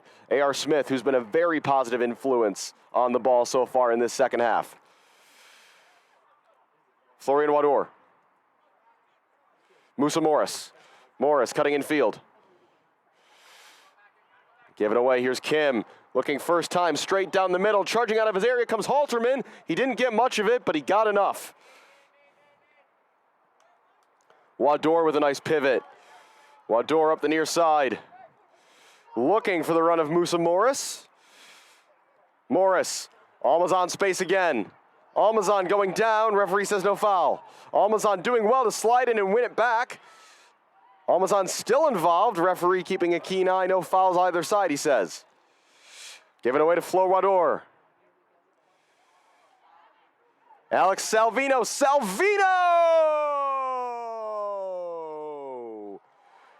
Into the lead goes Chicago House on a strike from the substitute, Alex Salvino. 2-1 Chicago House. What a last 10 minutes it's been and how the game has turned. It's everything in favor of the home side right now, and you'd back them to score more. The big man comes up big. House into the lead.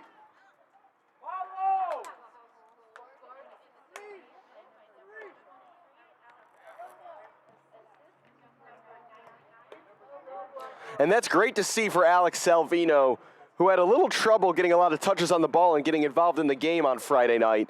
But what an impact he's made here with the go-ahead goal. Another change coming into the game for Iowa Raptors is number 19, Colby Godbolt. Trying to see who he's replaced. Godbolt is the man on. Coming off the pitch is number 13, Malo Charles. So that's a center back off and a winger on. And so now it's attacking change time for the visitors. Meanwhile, House preparing a sub of their own. Number 22, John Alzate, is going to be coming into the match. So it's Salvino in the 68th minute, excuse me, who has the go-ahead goal. So goals for House from Almazan and Salvino. And they could be on the press again here. Just avoiding the traffic was Matsushita. Dancer back to the near side now. Good step by Guy Diotti. A.R. Smith. Naz Kabani. Well done by Kabani. Wants it back and gets it. Two players converge and House win it. Lots of space now as Iowa have to push forward, looking for an equalizer now. Damon Almazan to the far side. Watch there by Godbolt. Well done by Almazan, leaves Godbolt behind. Still Damon Almazan. Almazan being pulled back, free kick. Right on the edge of the area and a yellow card. Godbolt's barely been on the field a minute and he's gone into the book.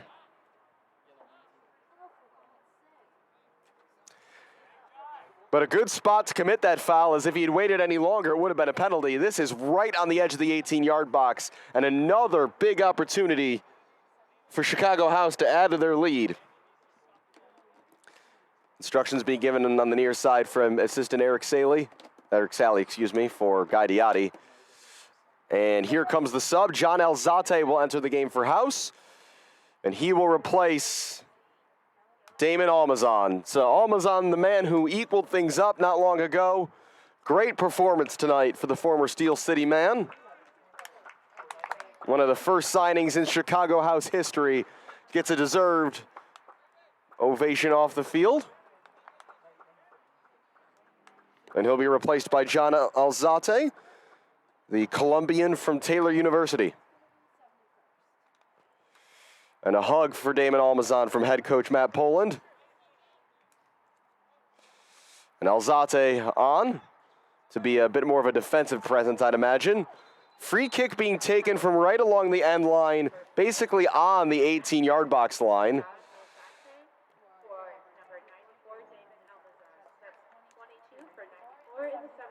Referee taking a longer conversation with Jace Berger and A.R. Smith about some pushing and shoving in the penalty area. Musa Morris to deliver. Morris chipping it in. Back post, A.R. Smith got a flick to it. If he'd been an inch or two taller, maybe it's in the back of the net, but instead it's a throw-in on the near side. 71-30 played here in this one. Matsushita. Looking down the near side, it's a long run for Berger. And knocked into the bench by Naz Kabani.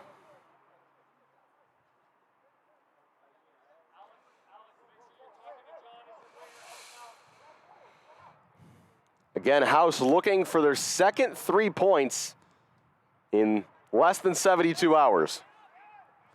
Quite the weekend that would be for the House. 6 points at home. Matsushita coming away with that ball. Wador sliding in.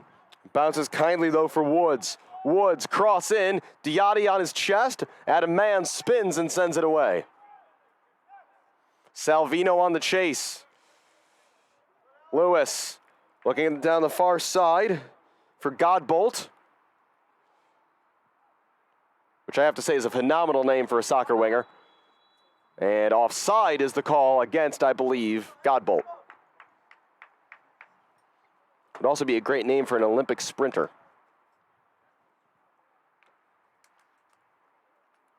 Although I think Usain Bolt has that market largely cornered. Free kick here for House to be taken by Tony Halterman. And now I think we'll see the home side play a bit more direct rather than taking everything short. As Halterman launches this one over the halfway line. A.R. Smith heads it on. Salvino with the next header. A.R. Smith again.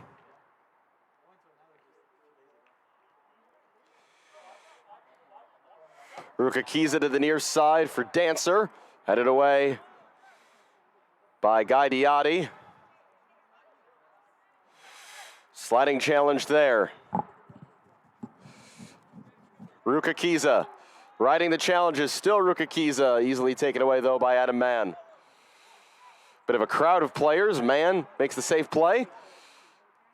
McLeod back again. Here's A.R. Smith with some room. Morris. Morris inside, Smith. Back for Morris, Smith. Morris again.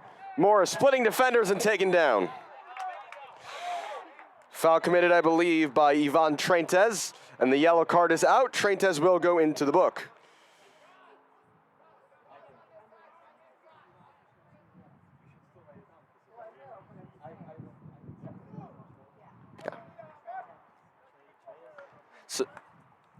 So yellow card for Trentes. Naz Kabani standing over the upcoming free kick. 74-20 on the clock here at Stewart Field. I'm Alex Campbell. Thanks again for joining our broadcast tonight on a just picture-perfect night for soccer here in Chicago. Kabani taking short. Flo Wador's got some room. McLeod. Alzate. Alzate. Nice first touch by Salvino. Chasing to the corner against Godbolt, who makes the decision to kick it out for a throw-in. As we approach 75 minutes played.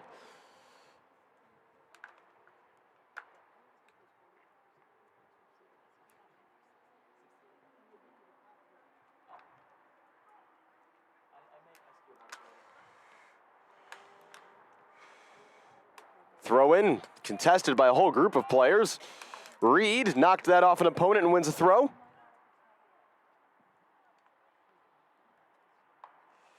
Alzate. Left it inside. Trying to counter now. Raptors. Woods left it off. This is hit long. Alan Kim is on the chase. Naz Kabani easily there first. And Halterman chips it right to the feet of Flo Wador. Nice first touch by the left back.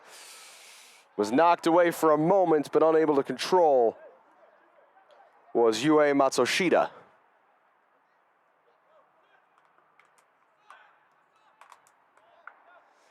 Time on House's side. Flo Wador making the run down the near side up against Rukakiza. Wador's going to keep chasing this. It's off Rukakiza last. And good goalkeeping, alert goalkeeping by Hakan Vish. Heads it out for a throw-in.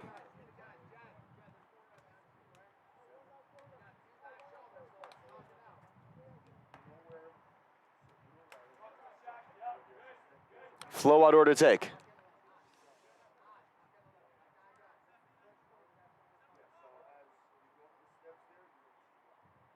A.R. Smith working along the end line. Morris couldn't quite take it away from Berger. Still Berger. Room on the far side for Godbolt. Godbolt sending it down the middle, and this will be Halterman's. Halterman taking as long as he can to pick the ball up. Actually won't use his gloves. Sending it out to the far side. Reed wins the header, flicking it forward. Salvino battling there with Swearingen. And again forcing Raptors backward.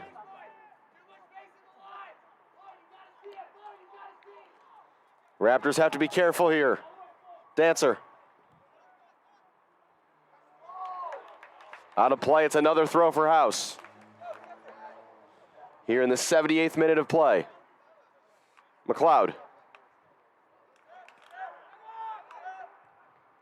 Guy Diatti back for Halterman.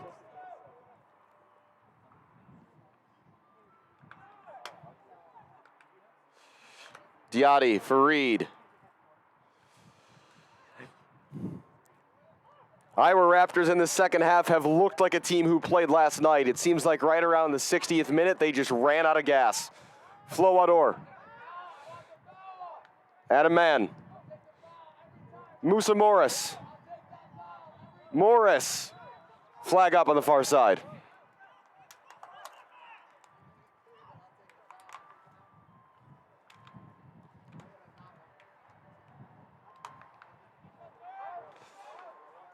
Ever since going behind 2-1, Iowa Raptors have not had a lot of ideas offensively. Again, they just look like a team who's winded, and it's tough scheduling sometimes in the Midwest Premier League. All the games have to be on weekends. Most of these guys have 9-to-5 jobs during the week.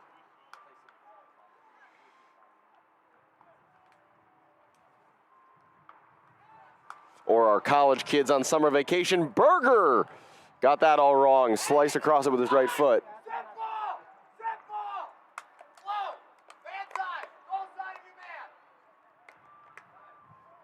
Goal kick upcoming. Berger just snatched at that opportunity. Didn't try to take the time to get it onto his stronger foot.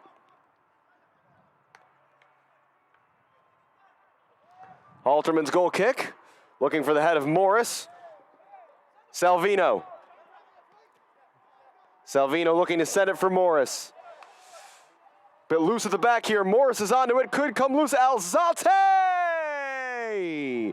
3-1. House forced the giveaway and capitalize. And it's another substitute onto the score sheet. Jean Alzate with the goal. And that should do it tonight. House leads 3-1 with 10 minutes to play. A mistake at the back by Sarive Rukakiza, and credit to Musa Morris for not giving up on that play. Salvino played the ball in behind. Morris gave chase, knocked it away from the Raptors defender, and Alzate reaps the rewards of his teammates' efforts with a good finish. Alzate waves to the camera, so shout out to anybody watching back home in Medellin, tuning in to see John Alzate score, or from Taylor University, I should also say. Big moment for him. 3-1, and it looks like it is going to be 2 wins in 3 days for Chicago House as they're going to rocket up the Midwest Premier League West Division standings.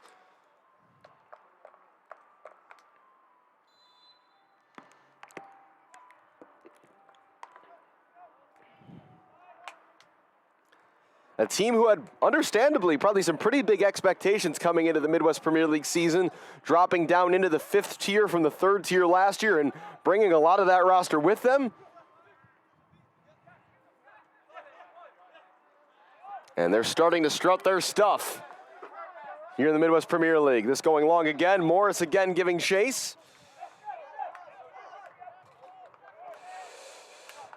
And a very tall task now for Iowa, and from here on out, House just have to be smart.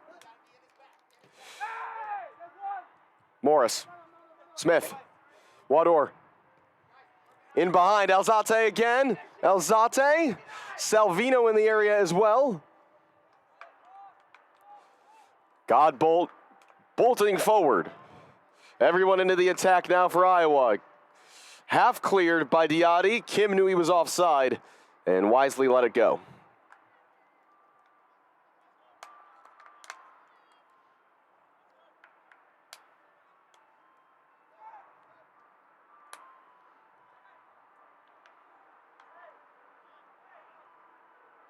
Give it away, though. Big chance here for Lewis, and he blasts high. That's the best look the Raptors are going to get the rest of this game, and Mateus Lewis couldn't put it away.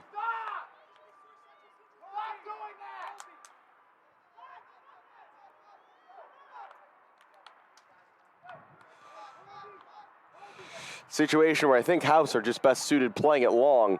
No need to try to pass out of the back right now. Salvino and Morris trying to jump for it. Swearingen finding Trentes. Out wide now, this is Woods. Woods bursting into the penalty area. Still Woods, too heavy a touch. Ran out of room. 82-25 on the clock. Sounds like an ice cream truck has parked itself just north of the pitch. Maybe trying to take advantage of some fans leaving the match in a few minutes.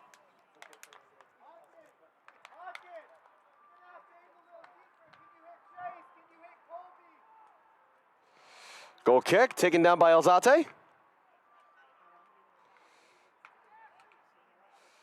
Reed, man. All the way back for Halterman. Good settling touch as he just strikes it long. That's a smart play there by the goalkeeper. Second ball here for A.R. Smith. McLeod getting involved as well. Diatti, Smith. Reed, and now Alzate. Well done by House navigating some traffic. Diatti making the run from center back all the way in behind. Got to be careful there. Smith winning it back for House. As Chicago House just looked to take some air out of the ball. Reed wins a throw.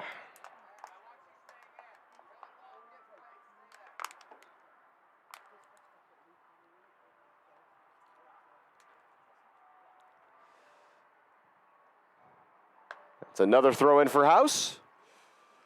As time continues to tick away. Just about 84 minutes played. And House will make one final change.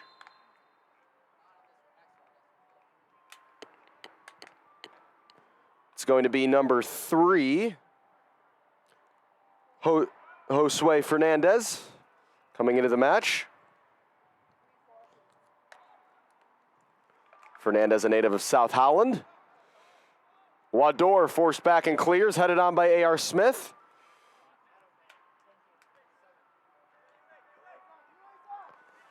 Dancer cutting inside. Kim. Traintez, let it go. Morris onto it, doing well to protect, and it's a free kick for Chicago House. And Morris ends up taking it quickly for Alzate. Given away. Rukakiza. Reed sliding in. Kim. Inside, Adam Mann. Got a touch. Woods spinning. Woods looking to the near side for Berger. And well done by Halterman to get there first. 85-12 played. As Halterman takes his time.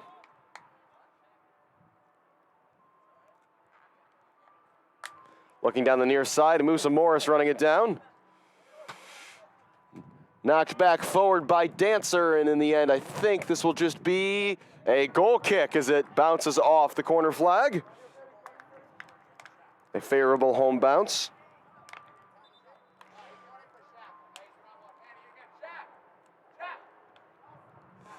So, Josue Fernandez in, Shaquan Reed out. A good shift put in tonight by the right back, Shaquan Reed, as he'll exit here as the 86th minute becomes the 87th.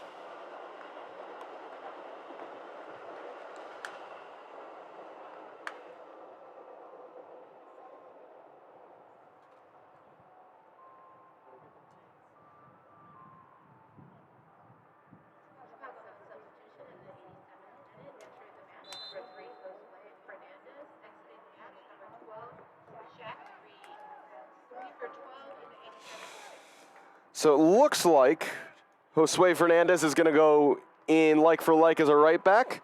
He's listed as a forward on the roster of his last college team, which was Purdue Fort Wayne. There's actually going to be a final sub made by House. They're 6th. At the next stoppage of play, it'll be number 21, Daniel Hayes, coming into the game.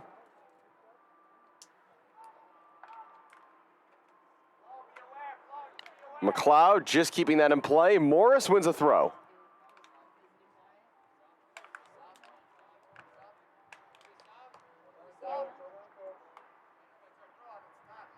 Josue Fernandez waiting to take the throw.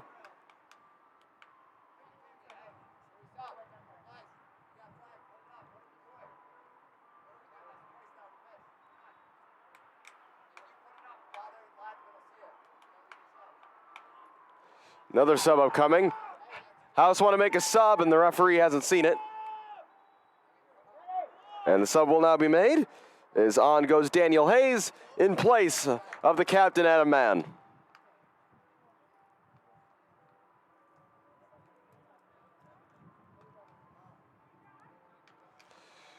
Ticking towards 88 minutes played, his man will come off and going to leave his wrist tape on the field.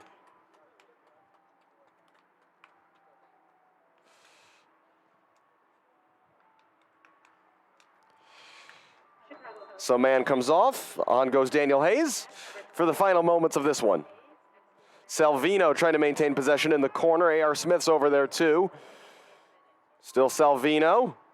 Throw in for the Raptors.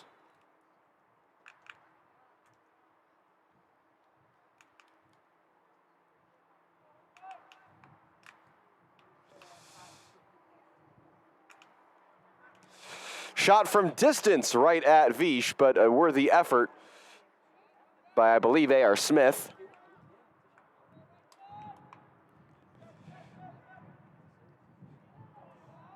Gaidiotti stepping in, Berger picking up the loose ball, Woods forward, Woods bursting through the defense, Woods against Halterman scores. One back, Keaton Woods finishes the breakaway chance. And we're not quite done here yet. 3-2 now, House. Some impressive pace shown there by Keaton Woods, and a nice finish on top of it. 90th minute now. Alzate in possession.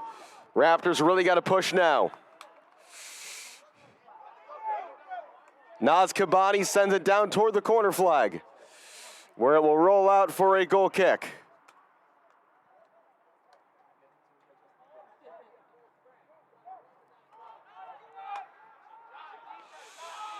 Swearingen. Swearingen sending it downfield. Here's Berger. Treintes. Treintes long down the near side looking for Godbolt. Cleared away by Wador. 90 minutes have gone and played.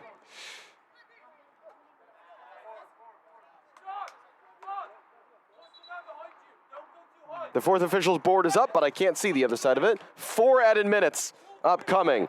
4 minutes we're now into.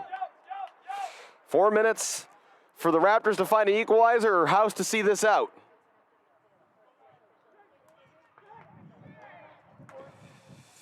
Wador heads it away. Hayes clears it further. Salvino. A.R. Smith downfield. And Salvino will give chase. Vish, the goalkeeper, finds Swearingen.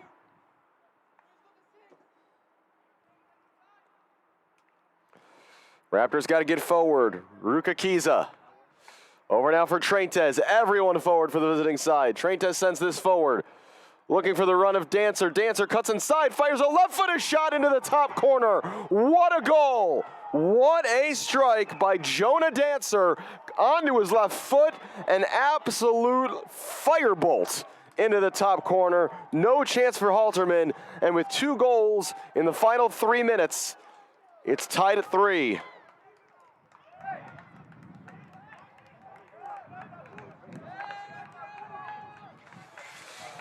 It's been quite a game. Yellow card for Dancer for taking off his jersey.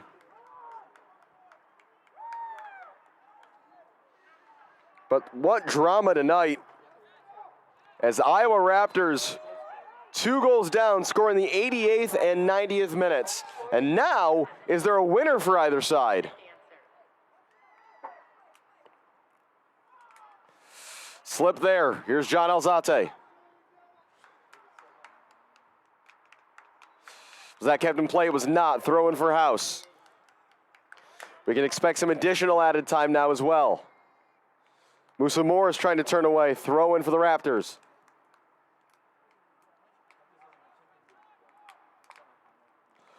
Woods had it. Still battling for it. McLeod, Smith, back forward, headed forward. Both teams just spending anything they've got left in the tank right now. Down the line, here's Kim. Well done there by Josue Fernandez. Cleared away by Diatti.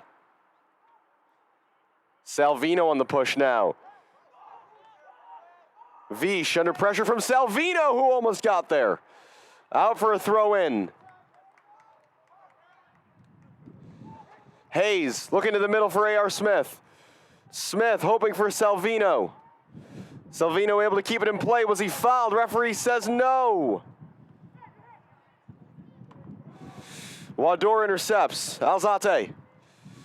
That was intercepted by Lewis. Fernandez sliding in, couldn't get there. Trentes looking for Woods. We know he's got speed. Woods up against Diatti. Still Woods cutting to the middle. Still Woods. Save made by Halterman. That might be the last chance either side ends up having.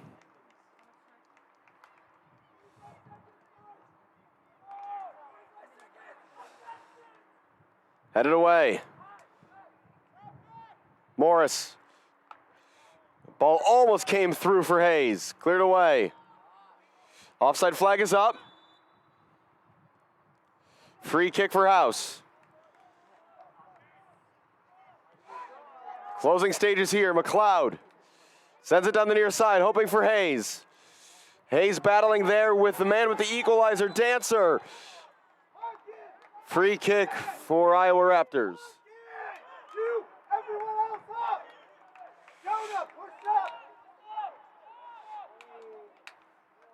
Dancer taking his time here. Iowa Raptors will take the draw. 88th and 90th minute goals for the visitors. Get a 3-3 draw after a largely very strong performance from Chicago House. An exciting Sunday night of Midwest Premier League action. The final score again, Iowa Raptors 3, Chicago House 3. That is going to do it for a very busy weekend of Chicago House AC Soccer. Thanks again for joining us. For everyone here at the house, I'm Alex Campbell, and we'll see you next time.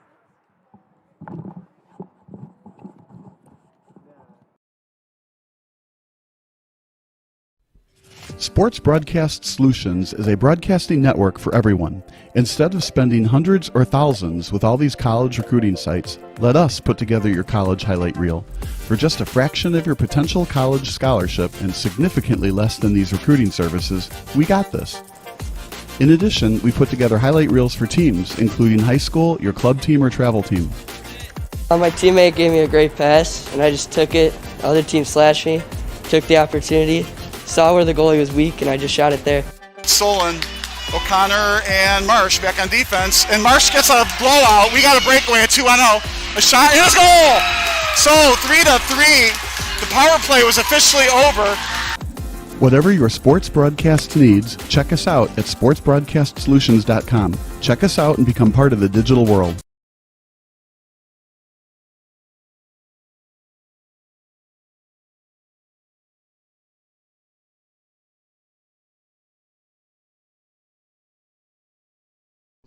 Sports Broadcast Solutions is a broadcasting network for everyone.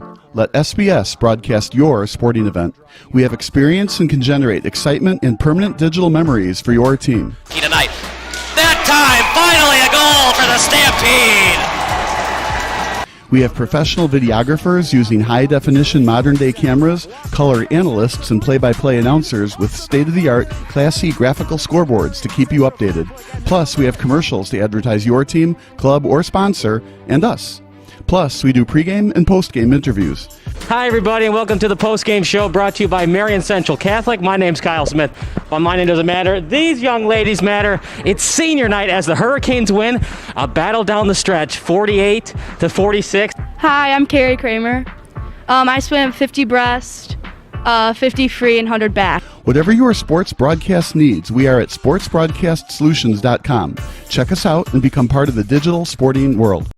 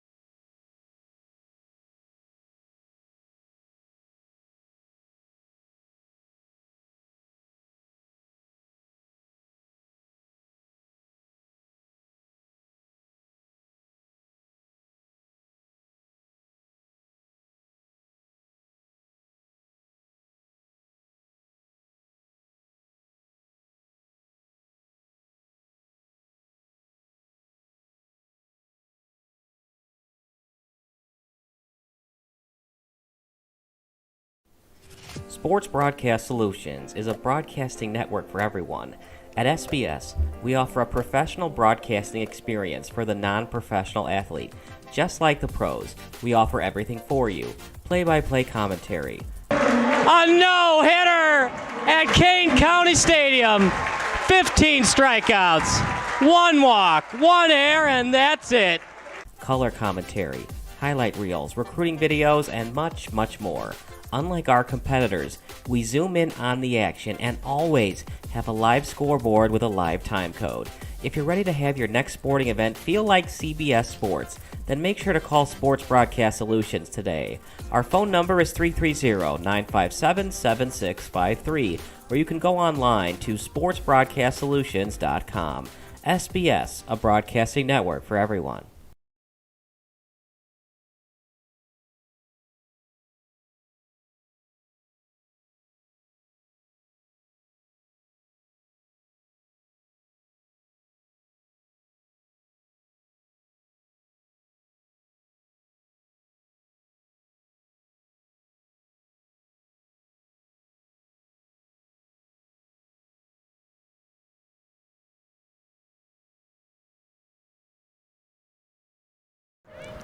Welcome to the Chicago House AC postgame show brought to you by Sports Broadcast Solutions, joined by captain today for the House, Adam Mann. And Adam, just in general, 3-3 draw, how would you sum up the performance from you guys tonight? It was a hard-working performance. I wouldn't say we was particularly great until in the first half. Second half, we go out and, get 3-1. It's a comfortable lead, and to throw it away, I think it's thrown away with 2 goals in 3 minutes. So that's tough to take, if I'm honest. I think it's a tough learning curve for us as a new team together. I know we made subs, but as a team we just switched off 5 minutes and it's cost us. So, fair play to Iowa. They were always a threat, and great game for the neutrals, I guess. But for our point, it's heartbreaking. Overall, though, bigger picture, 2 games in 3 days here at home, 4 points. Overall, if you had been given the opportunity of 4 points going into the weekend, how do you feel about that coming out of it? Yeah, I'd say that was a minimum for us. I think 4 out of 6 points is what we expect. So again, the fact that we haven't took the 6 makes it hard, but we will take the 4.